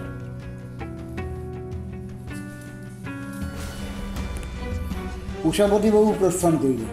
ব্যোমকেশের পরপর 3টা সিগারেট নিঃশেষ ভস্মীভূত করিয়া উঠিয়া দাঁড়াইল। আমি একবার বেরোচ্ছি, তুমি বাড়িতেই থাকো। কোথায় যাচ্ছ? সুচিত্রায়ণ বলিলাম, খাজাঞ্চি ধনঞ্জয়বাবুর সঙ্গে আলাপ করা দরকার। ব্যোমকেশ যখন ফিরল তখন 1:30 বাজিয়া গিয়াছে। আমি স্নান সারিয়া অপেক্ষা করিতেছি। সত্যবতী অস্থিরভাবে ভিতর বাহির করিতেছি। ব্যোমকেশ পাঞ্জাবিটা খুলিয়া ফেলিয়া পাখা চালাইয়া দিয়া তক্তপোষের উপর লম্বা হইল। বসন্তকাল হইল, দুপুরবেলাটা বেশ রৌদ্র। বললাম, খাজাঞ্চি মহাশয়ের সঙ্গে আলাপ করে কি বুঝলে? ব্যোমকেশ বলল, লোকটি কে জানো? পরশু সুচিত্রার দোতলায় যে ক্যাশিয়ার আমাদের ক্যাশ মেমো কেড়েছিল, সেই। তাই নাকি? তা কি পেলে তার কাছ থেকে? পেলাম। ব্যোমকেশ ঘুরন্ত পাখার পানে চাহিয়া হাসিল। একটা প্রীতি উপহার। প্রীতি উপহার? হ্যাঁ, 20-25 বছর আগে বিয়ের সময় প্রীতি উপহার ছাপার খুব চল ছিল, এখন কমে গেছে। ঘুড়ির কাগজের মতো পিতপিতে কাগজের রুমালে লাল কালিতে ছাপা কবিতা, মাথার উপর ডানা মেলে দেওয়া প্রজাপতির ছবি। দেখেছ নিশ্চয়ই? দেখেছি। খাজাঞ্চি মশাই এই প্রীতি উপহার তোমাকে দিয়েছেন? হ্যাঁ, ওই যে পাঞ্জাবির পকেটে রয়েছে, বার করে দেখো না। কিন্তু কার বিয়ের প্রীতি উপহার? পড়েই দেখো না। পাঞ্জাবির পকেট হইতে প্রীতি উপহার বাইর করিলাম। পিতপিতে কাগজে লাল কালিতে ছাপা কবিতা, উপরে মুক্তপক্ষ প্রজাপতি এবং তাহাকে ঘেরিয়া রামধনু আকারে লেখা আছে, কুমারী সুচিত্রার সঙ্গে উষাপতির শুভ পরিণয়। তারপর কবিতা। এই কবিতা পড়িয়া মানে বুঝিতে পারে এমন দিগ্গজ পণ্ডিত পৃথিবীতে নাই। সর্বশেষ কাব্য রচয়িতার নাম সেই ধনঞ্জয় মণ্ডল ও সুচিত্রায়ণ বলিয়ামের কর্মীবৃন্দ। বললাম, এই কবিতার ঐতিহাসিক মূল্য থাকতে পারে, এছাড়া আর কিছু পেলে না? আর কিছুর দরকার নেই, এই প্রীতি উপহারের মধ্যেই সব কিছু আছে। কি আছে? আমি তো কিছুই দেখছি না। হায় রে অন্ধ, ভালো করে দেখো। কবিতা আবার পড়িলাম। পড়িতে খুবই কষ্ট হইল, তবুও পড়িলাম। তারপর বললাম, এই কবিতার মধ্যে যদি কোনো ইশারা বা ইঙ্গিত থাকে, তার মানে বোঝা আমার কম্য নয়। সুচিত্রা নিশ্চয়ই উষাপতিবাবুর স্ত্রীর নাম। তার সঙ্গে উষাপতিবাবুর বিয়ে হওয়াতে ধনঞ্জয় মণ্ডল এবং সুচিত্রা এম্পোরিয়ামের কর্মীবৃন্দ খুব আহ্লাদিত হয়ে উঠেছিলেন, এইটুকুই আন্দাজ করছি। কবিতা নয়, তারিখ। বিয়ের তারিখটা দেখো, পিছের দিকে বাঁকনে লেখা ছিল কলিকাতা 13ই ফেব্রুয়ারি 1927। বুঝলাম, তারিখ দেখলাম, কিন্তু অজ্ঞান বসে দূর হলো না। ব্যোমকেশ বলিয়া উঠিল, সত্যকাম তার জন্ম তারিখ বলেছিল মনে আছে, কিন্তু তারিখটা মনে নেই। আমার মনে আছে। অধীর হয়ে উঠিলাম, এসব সন্তারিখের মানে কি? সত্যকামের খুনের সঙ্গে এর সম্পর্কই বা কী? ঘনিষ্ঠ সম্পর্ক আছে, ভেবে দেখতে পাচ্ছি না। তুমি যদি বুঝে থাকো কে খুন করেছে, স্পষ্টপষ্টি বলো। তুমি বুঝতে পারছো না? না, কে খুন করেছে সত্যকামকে? উষাপতিবাবু। বাপ ছেলেকে খুন করেছে? করলেও অন্যায় হতো না, কিন্তু সত্যকাম উষাপতিবাবুর ছেলে নয়। মাথা গুলাইয়া গেল। কিছুক্ষণ যুবথুবু হইয়া বসিয়া রহিলাম। তারপর সত্যবতী ভিতরের দরজা হইতে গলা বাড়াইয়া বলিল, হ্যাঁ, আজ কি তোমাদের উপোস? অপরাহ্নে 4টের সময় আবার উষাপতিবাবু আসিলেন। এবারও অনাহুত আসিয়াছেন। সকালবেলায় ক্লান্ত বিষণ্ণতা আর নাই, চক্ষে সতর্ক তীক্ষ্ণতা। তিনি আসিয়া ব্যোমকেশের সম্মুখে বসিলেন। কিছুক্ষণ সেন দৃষ্টিতে তাহাকে বিদ্ধ করিয়া বলিলেন, আপনি ধনঞ্জয়বাবুর সঙ্গে দেখা করতে গিয়েছিলেন? ব্যোমকেশ শান্তস্বরে বলিল, হ্যাঁ, গিয়েছিলাম। কী জানতে গিয়েছিলেন? যা জানতে গিয়েছিলাম তা জানতে পেরেছি। কী জানতে গিয়েছিলেন? সবই জানতে পেরেছি উষাপতিবাবু। এমনকি দৌড়ে হাঁটার আন্তার চাকতির তত্ত্ব আর অজানা নেই। উষাপতিবাবুর প্রশ্নের তীব্রতা যেন ধাক্কা খাইয়া থামিয়া গেল।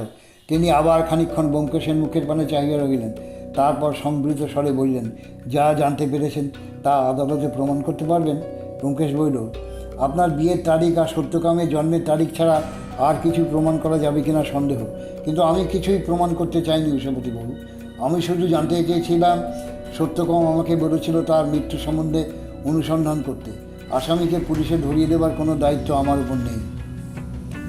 উষাপতিবাবু স্থির নেত্রে ব্যোমকেশের পানে চাহিয়া রইলেন।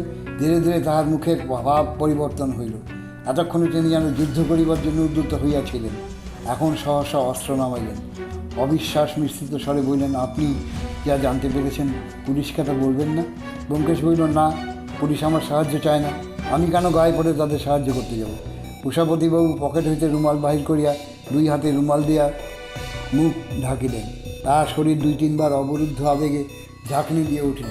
তারপর তিনি যখন মুখ খুলিলেন, তখন দেখলাম তাহার মুখের চেহারা একেবারে বদলাইয়া গিয়াছে। দীর্ঘকাল রোগভোগের পর মরণাপন্ন রোগী প্রথম আরোগ্যের আশ্বাস পাইলে তাহার মুখে যে ভাব ফুটিয়া ওঠে, উষাপতিবাবুর মুখেও সেই ভাব ফুটিয়া উঠিয়াছে। তিনি আরও কিছুক্ষণ নীরবে বসিয়া নিজেকে সামলাইয়া লইলেন। তারপর ভাঙা ভাঙা স্বরে বললেন, ব্যোমকেশবাবু, সত্যকামের মৃত্যু কেন দরকার হয়েছিল আপনি শুনবেন? ব্যোমকেশ বলল, শুনব, আপনি সব কথা বলুন। উষাপতিবাবু একবার কাতর চক্ষে আমার পানে চাইলেন। তাহার চাউনির অর্থ ব্যোমকেশের কাছে তিনি নিজের মর্ম কথা বলিতে রাজি থাকিল, আর কাহারও সম্মুখে বলিতে অনিচ্ছুক। ব্যোমকেশ তার মনোভাব বুঝিয়া আমাকে বলল, অজিত, তুমি একবার হাওড়া স্টেশনে যাও। এনকোয়ারি অফিস থেকে জেনে এসো কাশ্মীর যাওয়ার ব্যবস্থা কীরকম। কাশ্মীরে গণ্ডগোল চলছে, আগে থাকতে খবর নিয়ে রাখা ভালো। মনে মনে একটু নিরাশ হইলাম। তারপর জামা কাপড় বদলাইয়া বাহির হইয়া পড়িলাম। হাওড়া স্টেশনে কাজ সারিয়া যখন ফিরিলাম, তখন সন্ধ্যা হয়। সদর দরজা ভেজানো ছিল। প্রবেশ করিয়া দেখিলাম উষাপতিবাবু চলিয়া গিয়াছেন। ছায়াচ্ছন্ন ঘরের অপর প্রান্তে জানলার সামনে চেয়ার টানিয়া সত্যবতী ও ব্যোমকেশ ঘেঁষাঘেঁষি করে বসিয়া আছে। জানলা দিয়া ফুরফুরে দক্ষিণা বাতাস আসিতেছে। আমাকে দেখিয়া সত্যবতী একটু সরিয়া বসিল। আমি কাছে আসিয়া বলিলাম, ব্যস্ত কপতির মতো বসে মলাই মারুদ সেবন করছে। খোকা কোথায়? সত্যবতী একটু লজ্জিত হইয়া বলল, পুছিলাম খোকাকে পার্কে বেড়াতে দিয়ে গেছে। ব্যোমকেশ বলিল, দেখো অজিত, কবিদের কথা মিছে নয়। তারা যে বসন্ত ঋতু সমাগমে খেপে ওঠেন তার যথেষ্ট কারণও আছে। মলাই মারুদ যুবতীরাই বেশি ঘায়েল হয় বটে, কিন্তু বয়স্ক ব্যক্তিরাও বাদ পড়েন না। আমার বিশ্বাস, এটা যদি বসন্তকালে না হতো তাহলে উষাপতিবাবু সত্যকামকে খুন করতেন কিনা সন্দেহ। বললাম, বলো কি? বসন্তকালের এমন মারাত্মক সত্যির কথা কবিরা তো কিছু লেখেননি। ব্যোমকেশ বলিল, স্পষ্ট না লিখলেও ইশারায় বলেছেন, শক্তিমাত্রেই মারাত্মক। যে আগুন আলো দেয় সেই আগুনই আবার পুড়িয়ে ছারখার করে দিতে পারে। কিন্তু যাক, কাশ্মীরের খবর কি বলো? বললাম, কাশ্মীরের লড়াই বেঁধেছে, সাধারণ লোককে যেতে দিচ্ছে না। যেতে হলে ভারত সরকারের পারমিট চাই। আমি একটা চেয়ার আনিয়া ব্যোমকেশের অন্য পাশে বসিলাম। ব্যোমকেশ বলিল, পারমিট জোগাড় করা শক্ত হবে না। ভারত সরকারের সঙ্গে এখন আমার গভীর প্রণয়, অন্তত যতদিন বল্লভভাই প্যাটেল বেঁচে আছেন। কিন্তু কথা হচ্ছে, সবাই মিলে কাশ্মীর যাওয়া কি ঠিক হবে? খোকা সবেমাত্র স্কুলে ঢুকেছে, গরমের ছুটিরও দেরি আছে, ওকে স্কুল কামে করিয়ে নিয়ে যাওয়া আমার উচিত মনে হচ্ছে না। সত্যপতি বলল, খোকা যাবে কেন? খোকা বাড়িতেই থাকবে। ঠাকুরপো, তুমি খোকার দেখাশোনা করতে পারবে না? আমি কিছুক্ষণ সত্যপতির মানে চাহিয়ে থাকিয়ে বললাম, ও এই মতলব, তোমরা দুটিতে হংসমিথুনের মতো কাশ্মীর উড়ে যাবে, আর আমি খোকাকে নিয়ে বাসায় পড়ে থাকবো। ভাই ব্যোমকেশ, তুমি ঠিকই বলেছো, বসন্ত ঋতু খুব মারাত্মক ঋতু, কিন্তু কুছ পরোয়া নেই, যা তোমরা টোটো করে বেড়াওগে, আমি খোকাকে নিয়ে মনের আনন্দে থাকবো। সত্যি কথা বলতে কি, কাশ্মীর যাবার ইচ্ছে আমার একটুও ছিল না। বাংলাদেশে আমার ভূস্বর্গ জননী, জন্মভূমিষ্ঠ স্বর্গারতি করিয়সী বলি একটা সিগারেট ধরাইয়া ফেলিলাম। সত্যবতী ঠোঁটের উপর আঁচল চাপা দিয়ে হাসি গোপন করিল। ব্যোমকেশ মৃত্যু গুঞ্জনে কবিতা আবৃত্তি করিল। যৌবন মধুর কাল, আও বিনাশিবে কাল, কালে প্রিয় প্রেম মধু করিয়া যতন। একটা সিগারেট দাও। সিগারেট দিয়ে বললাম, কবিতা পড়ে তোমার চরিত্র খারাপ হয়ে গেছে, কিন্তু ও কথা থাক। উষাপতি যে নিজের চরিত্রামৃত শুনিয়ে গেলেন, তা বলতে বাধা আছে কি? ব্যোমকেশ বলল, কিছুমাত্র নয়, তোমার জন্যই অপেক্ষা করছিলাম, তোমাদের দুজনকেই শোনাতে চাই, বড় মর্মান্তিক কাহিনী। সিগারেট ধরাইয়া ব্যোমকেশ বলিতে আরম্ভ করিল। সত্যক্রম আমার কাছে এসেছিল এক আশ্চর্য প্রস্তাব নিয়ে। আমার যদি হঠাৎ মৃত্যু হয়, আপনি আমার অনুসন্ধান করবেন। সে জানতো কে তাকে খুন করতে চায়, তার নাম আমাকে বলল না। তখনই আমার মনে প্রশ্ন জাগলো, নাম বলতে চায় না কেন? এখন জানতে পেরেছি নাম না বলার গুরুতর কারণ ছিল পারিবারিক কেচ্ছা বেরিয়ে পড়তো। সে যে জারজ, তার মা যে কলঙ্কিনী, এ কথা সে প্রকাশ করতে পারেনি। নিজের মুখে নিজের কোনো কটা লোক প্রকাশ করতে পারে বলো? সবাই তো আর সত্যযুগের সত্যকাম নয়। তবু একটা ইঙ্গিত সে আমাকে দিয়ে গিয়েছিল, তার জন্ম তারিখ। কিন্তু এমনভাবে দিয়েছিল যে একবারও সন্দেহ হয়নি তার জন্ম তারিখের মধ্যেই তার মৃত্যু রহস্যের চাবি আছে। সে জানতো আমি যদি অনুসন্ধান আরম্ভ করি, তাহলে জন্ম তারিখটা আমার কাজে লাগবে। সত্যকাম বিবেকহীন দম্পট ছিল, কিন্তু তার বুদ্ধির অভাব বোধহয় ছিল না। এবার গোড়া থেকে গল্পটা বলি। সত্যকামের জন্মের আগে থেকে যে গল্পের সূত্রপাত, উষাপতিবাবুর মুখে এই গল্পের বেশিরভাগ শুনেছি, তবু গল্পটা যে সত্যি তাতে কোনো সন্দেহ নেই। তিনি নিজেকেও রেয়াত করেননি, নিজের দোষ দুর্বলতা অকপটে ব্যক্ত করেছেন। বিংশ শতাব্দীর দ্বিতীয় দশকে রমাকান্ত চৌধুরী সুচিত্রা এম্পোরিয়ামে প্রতিষ্ঠা করেন। রমাকান্ত চৌধুরীর একমাত্র মেয়ের নাম সুচিত্রা, মেয়ের নামেই দোকানের নাম। চৌধুরী মশাই ভারী চতুর ব্যবসাদার ছিলেন। 2-4 বছরের মধ্যেই তার দোকান ফুলে ফেপে উঠল। ধর্মতলায় নতুন বাড়ি তৈরি হলো, জমজমাট ব্যাপার। চৌধুরী মশাই সুচিত্রা এম্পোরিয়ামের বিলিতি দোকানের সঙ্গে টেক্কা দিতে লাগল। উষাপতি দাস 1925 সনে সামান্য সব অ্যাসিস্ট্যান্টের চাকরি নিয়ে সুচিত্রা এম্পোরিয়ামে ঢোকেন। তখন তার বয়স 21-22। গরিব ঘরের বাপ মা মারা ছেলে, লেখাপড়া বেশি শেখেননি, কিন্তু চেহারা ভালো, বুদ্ধিশুদ্ধি আছে। 2-4 দিনের মধ্যেই তিনি দোকানের মাল বিক্রি করার কায়দা কানুন শিখে নিলেন। খদ্দেরকে কী করে খুশি রাখতে হয় তার কৌশল আয়ত্ত করে ফেললেন। সহকর্মীদের মধ্যে তিনি খুব জনপ্রিয় হয়ে উঠলেন। ক্রমে স্বয়ং কর্তার সুনজরে পড়লেন। 2-4 টাকা করে মাইনে বাড়তে লাগলো। 2 বছর কেটে গেল। তারপর হঠাৎ একদিন উষাপতিবাবুর চরম ভাগ্যোদয় হলো। রমাকান্ত চৌধুরী তাকে নিজের অফিস ঘরে ডেকে বললেন, তোমার সঙ্গে আমার মেয়ের বিয়ে দিতে চাই। এই প্রস্তাব উষাপতির কল্পনারও অতীত। তিনি যেন হাতে চাঁদ পেলেন। সেই যে রূপকথা আছে, পথের ভিখিরির সঙ্গে রাজকন্যার বিয়ে, যেন অনেকটা সেই রকম। সুচিত্রাকে উষাপতি আগে অনেকবার দেখেছেন। সুচিত্রা প্রায় দোকানে আসতেন, ভারী মিষ্টি নরম চেহারা। উষাপতির মন রোমান্সের গন্ধে ভরে উঠল। মাসখানেকের মধ্যেই বিয়ে হয়ে গেল। খুব ধুমধাম হলো। উষাপতির সহকর্মীরা প্রীতি উপহার চেপে বন্ধুকে অভিনন্দন জানালেন। উষাপতি এতদিন তার বিবাহিত বোনের বাড়িতে থাকতেন, এখন শ্বশুরবাড়িতে তার থাকার ব্যবস্থা হলো। শ্বশুরবাড়ি অর্থাৎ আনহার স্ট্রিটের বাড়ি। রমাকান্ত চৌধুরী বড় মানুষ, তাই বিপদ নেই। তিনি মেয়েকে কাছছাড়া করতে চান না। টোপের মধ্যে বসে আছে উষাপতি, তার টের পেলেন ফুলসজ্জার রাত্রে।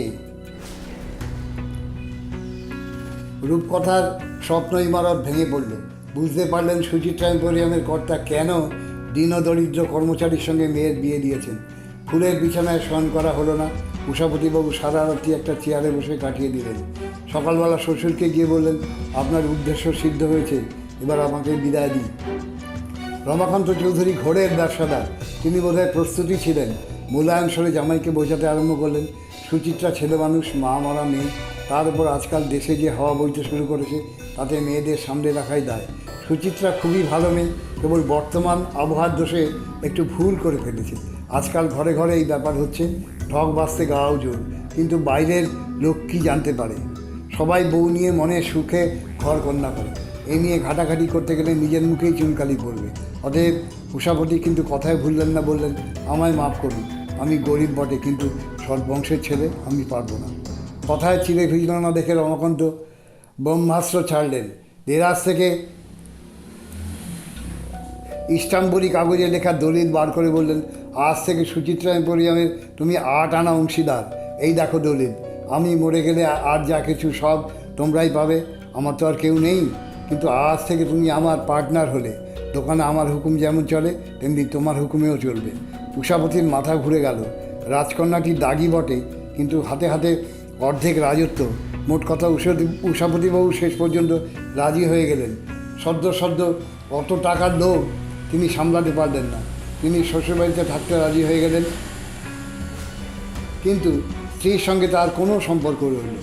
সেই যে ফুলসজ্জার রাত্রে 2-4টে কথা হয়েছিল, তারপর থেকে কথা বন্ধ। শোবার ব্যবস্থাও আলাদা। বাইরের লোকে অবশ্য কিছুই জানল না। ধোকার টাটি বজায় রইল। রমাকান্ত যে বলেছিলেন সুচিত্রা ভালো মেয়ে, সে কথা নিহাত মিথ্যে নয়। প্রথম মহাযুদ্ধের পর বাঁধন ভাঙার একটা ঢেউ এসেছিল। উচ্চবিত্ত সমাজের অবাধ মেলামেশা সমাজের সকল স্তরে ছড়িয়ে পড়েছিল। সুচিত্রা আলোর নেশায় বিভ্রান্ত হয়ে একটু বেশি মাতামাতি করেছিল। অভিভাবকের অভাবে গণ্ডির বাইরে যে পা দিচ্ছেন তা বুঝতে পারেননি, কিন্তু প্রচণ্ড ধাক্কা খেয়ে তার হুঁশ ফিরে এলো। বিয়ের পর তিনি বাইরে যাওয়া বন্ধ করে দিলেন, শান্ত সংযতভাবে বাড়িতেই রইলেন। রমাকান্তের বাড়িতে লোক কম, আত্মীয় স্বজন কেউ নেই, কেবল রমাকান্ত, সুচিত্রা আর উষাপতি। স্থায়ী চাকরের মধ্যে সহদেব আর বাকি ঝি চাকর শুকো। সহদেব চাকরটার বুদ্ধিশুদ্ধি বেশি নেই, কিন্তু অটল তার প্রভু পরিবারের প্রতি ভক্তি, তাই ঘরের কথা বাইরে চাউর হতে পেল না। বিয়ের মাস দেড়েকের পরে রমাকান্ত মেয়েকে নিয়ে বিলেত গেলেন। অজুহাত দেখালেন মেয়ের শরীর খারাপ, তাই চিকিৎসার জন্য বিলেত নিয়ে যাচ্ছেন। উষাপতি দোকানের সর্বময় কর্তা হয়ে কাজ চালাতে লাগলেন। প্রায় 1 বছর পরে রমাকান্ত বিলেত থেকে ফিরলেন। সুচিত্রার কোলে ছেলে দেখে বোঝা যায় না তার বয়স 2 মাস কি 5 মাস। তারপর আমার স্ট্রিটের বাড়িতে উষাপতিবাবুর নিরস প্রাণহীন জীবনযাত্রা আরম্ভ হলো। স্ত্রীর সঙ্গে কোনো সম্বন্ধ নেই, শ্বশুরের সঙ্গে কাজের সম্পর্ক। দোকানটিকে উষাপতি প্রাণ দিয়ে ভালোবাসলেন, তবু দুধের স্বাদটি ঘোলে মেটে অন্তরের মধ্যে ক্ষুধিত যৌবন হাহাকার করতে লাগলো। ওদিকে সুচিত্রা সংকুচিত হয়ে নিজেকে নিজের মধ্যে সংহরণ করে নিয়েছেন। মাঝে মধ্যে উষাপতি তাকে দেখতে পান, মনে হয় সুচিত্রা যেন কঠোর তপস্বিনী। তার মনটা কোমল হয়ে আসে, তিনি জোর করে নিজেকে শক্ত রাখেন। একটি একটি করে বছর কাটতে থাকে, সত্যকাম বড় হয়ে উঠতে থাকে। লম্পট বাপের উচ্ছৃঙ্খল রক্ত তার শরীরে। তার যত বয়স বাড়তে লাগলো, রক্তের দাগও তত ফুটে উঠতে লাগলো। সব রকম রক্তের দাগ মুছে যায়, এই রক্তের দাগ কখনো মুছে না। সত্যকাম কারুর শাসন মানে না, নিজের যা ইচ্ছে তাই করে, কিন্তু ভয়ানক ধূর্ত সে, কুটিল তার বুদ্ধি। দাদামশাইকে সে এমন বশ করেছে যে সব জেনে শুনেও তিনি কিছু বলতে পারেন না। সুচিত্রা শাসন করবার ব্যর্থ চেষ্টা করে হাল ছেড়ে দিয়েছেন। উষাপতি সত্যকামের কোনো কথায় থাকেন না, সবসময় নিজেকে আলাদা করে রাখেন। স্ত্রীর কানীন পুত্রকে কোনো পুরুষই স্নেহের চোখে দেখতে পায় না। সত্যকামের স্বভাব চরিত্র যদি ভালো হতো তাহলে উষাপতি হয়তো তাকে সহ্য করতে পারতেন, কিন্তু এখন তার মন একেবারেই বিষিয়ে গেল। সুচিত্রার সঙ্গে উষাপতির একটা ব্যবহারিক সংযোগে যদি বা কোনো সম্ভাবনা থাকতো, তা একেবারেই লুপ্ত হয়ে গেল। উষাপতি আর সুচিত্রার মাঝখানে সত্যকাম ফণিমনসার কাটার মতো দাঁড়িয়ে রইল। সত্যকামে যখন 19 বছর বয়স হলো, তখন রমাকান্ত মারা গেল। সত্যকামকে নিজের অংশ উইল করে দিয়ে গেলেন। এই সময় সত্যকাম নিজের জন্মবর্ষ জানতে পারল। বিলেতে তার জন্ম হয়েছিল, সুতরাং বার্থ সার্টিফিকেট ছিল। দাদামশাই কাগজপত্রের মধ্যে সেই বার্থ সার্টিফিকেট বোধহয় সে পেয়েছিল। তারপর পারিবারিক পরিস্থিতি দেখে আসল ব্যাপার বুঝে নিয়েছিল। সে বাইরে ভারী কেতাদুরস্থ ছেলে, কিন্তু ভিতরে ভিতরে ভীষণ কুটিল আর হিংসুটে। উষাবতী আর সুচিত্রার প্রতি তার ব্যবহার হিংস্র হয়ে উঠল। একদিন সে নিজের মাকে স্পষ্টই প্রশ্ন করল, তুমি আমাকে শাসন করতে আসো কোন লজ্জায়? আমি সব জানি।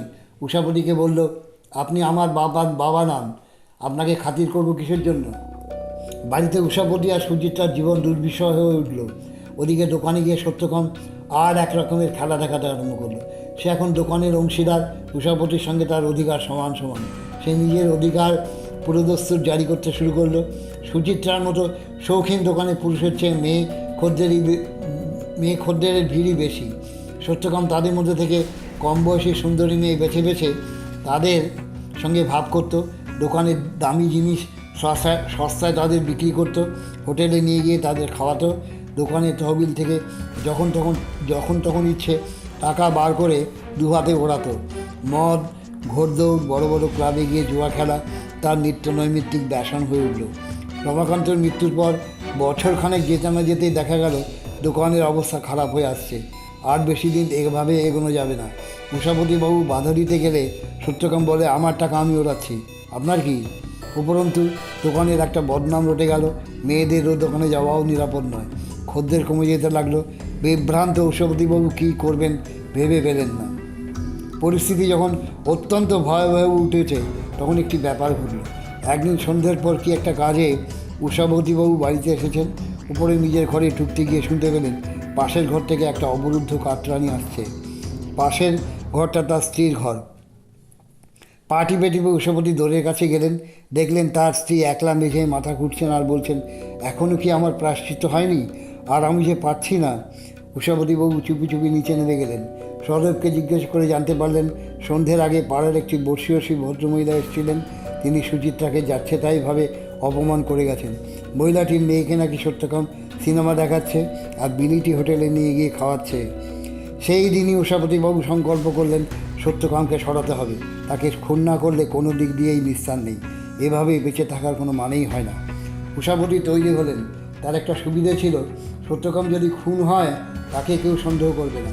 বাইরে সবাই জানে সত্যকাম তার ছেলে। বাপ ছেলেকে খুন করেছে এ কথা কেউ বিশ্বাসই করবে না। সত্যকামের অনেক শত্রু, সন্দেহটা তাদের উপর গিয়েই পড়বে। তবু এমনভাবে কাজটা করতে হবে যাতে কোনো মতেই তার মানে দৃষ্টি আকৃষ্ট না হয়। উষাপতি একটি চমৎকার মতলব বার করলেন। একজন চেনা গুন্ডার কাছ থেকে একটি রিভলভার জোগাড় করলেন। ছেলেবেলা কিছুদিন তিনি সন্ত্রাসবাদীদের দলে মিশেছিলেন। রিভলভার চালানোর অভ্যেসও ছিল। তিনি কয়েকবার বেলঘরিয়ার একটা আম বাগানে গিয়ে অভ্যেসটা ঝালিয়ে নিলেন। তারপর সুযোগের অপেক্ষা করতে লাগলেন। সত্যকাম ঝানু ছেলে, সে উষাপতির মতলব বুঝতে পারল, কিন্তু নিজেকে বাঁচাবার কোনো উপায় খুঁজে পেল না। পুলিশের কাছে গেলে নিজের জন্ম রহস্য ফাঁস করতে হবে। শেষ পর্যন্ত সে হতাশ হয়ে আমার কাছে এসেছিল। উষাপতিবাবু অবশ্য সে খবর জানতেন না। যে রাত্রে সত্যকাম খুন হয় সে রাত্রিটা ছিল শনিবার সত্যকাম অন্য রাত্রির চেয়ে দেরি করে বাড়ি ফেরে, সুতরাং শনিবারই প্রশস্ত। উষাপতিবাবু একটি রান্তার চাকরি তৈরি করে রেখেছিলেন। রাত্রি 10:30টার সময় যখন সহদেব রান্নাঘরে খেতে গিয়েছে তখন তিনি চুপি চুপি নেমে এসে সেটি সদর দরজার কপাটে জুড়ে দিয়ে আবার নিঃশব্দে উপরে উঠে গেলেন। সদর দরজা যেমন বন্ধ ছিল তেমনি বন্ধ রইল। বাইরে যে রান্তার চাকরি সাঁটা হয়েছে তা কেউই জানতে পারল না। সুকোঝি আর রাঁধুনি তার অনেক আগেই বাড়ি চলে গেছে। সহদেব খাওয়া দাওয়া শেষ করে খিড়কির দরজায় তালা লাগালো। তারপর সদর বারান্দায় গিয়ে বিছানা পেতে শুলো। উপরে উষাপতিবাবু নিজের ঘরে আরও নিভিয়ে অপেক্ষা করে রইলেন। সামনের দিকের ব্যালকনির দরজা খুলে রাখলেন। 2 ঘন্টা অপেক্ষা করার পর ফটকের কাছে শব্দ হলো, সত্যকাম আসছে। উষাপতি ব্যালকনিতে বেরিয়ে এসে ঘাপটি মেরে রইলেন। ফটক থেকে সদর দরজা পর্যন্ত রাস্তা অন্ধকার।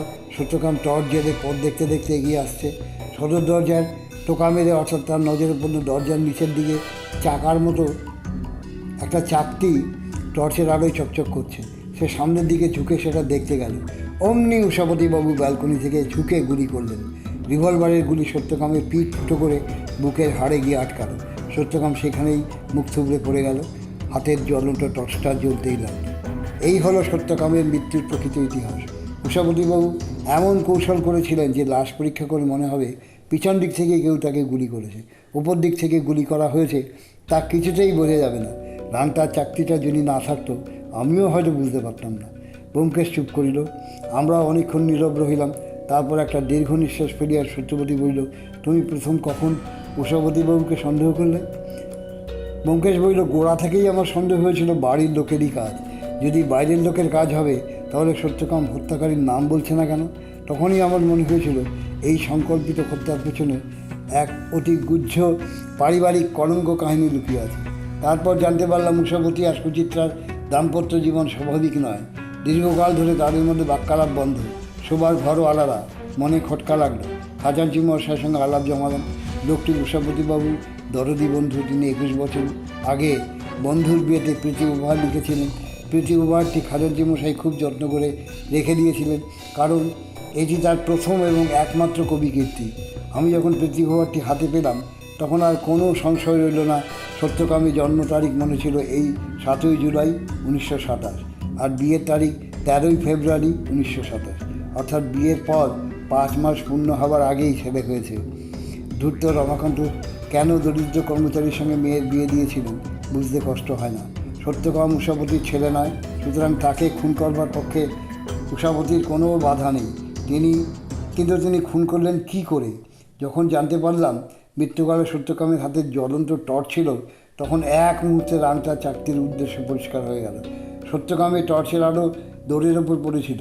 রাংটার চাকতিটা চকমক করে উঠেছিল। সত্যকাম সামনে ঝুঁকে দেখতে গিয়েছিল, ওটা কি চকমক করছে। ব্যাস, আবার কিছুক্ষণ নীরবতা। আমি ব্যোমকেশকে সিগারেট দিয়ে একটা ধরাইলাম। দুজনেই টানতে লাগলাম। ঘর সম্পূর্ণ অন্ধকার হইয়া গিয়াছে। দক্ষিণা বাতাস চুপি চুপি আমাদের ঘিরিয়া খেলা করিতেছে। হঠাৎ ব্যোমকেশ বলিল, আজ উষাপতিবাবু যাবার সময় আমার হাত ধরে বললেন, ব্যোমকেশবাবু, আমি আর আমার স্ত্রী জীবনে বড় দুঃখ পেয়েছি। 21 বছর ধরে আমরা শ্মশানে বাস করছি। আজ আমরা অতীতকে ভুলে গিয়ে নতুন করে জীবন আরম্ভ করতে চাই, একটু সুখী হতে চাই। আপনি আর জল ঘোলা করবেন না। আমি উষাপতিবাবুকে কথা দিয়েছি জল ঘোলা করবো না। কাজটা হয়তো আইনসঙ্গত নয়, কিন্তু আইনের চেয়েও বড় জিনিস আছে, ন্যায় ধর্ম। তোমাদের কি মনে হয় আমি অন্যায় করেছি? সত্যবতী এবং আমি সমস্যারে বইলাম, না। নমস্কার।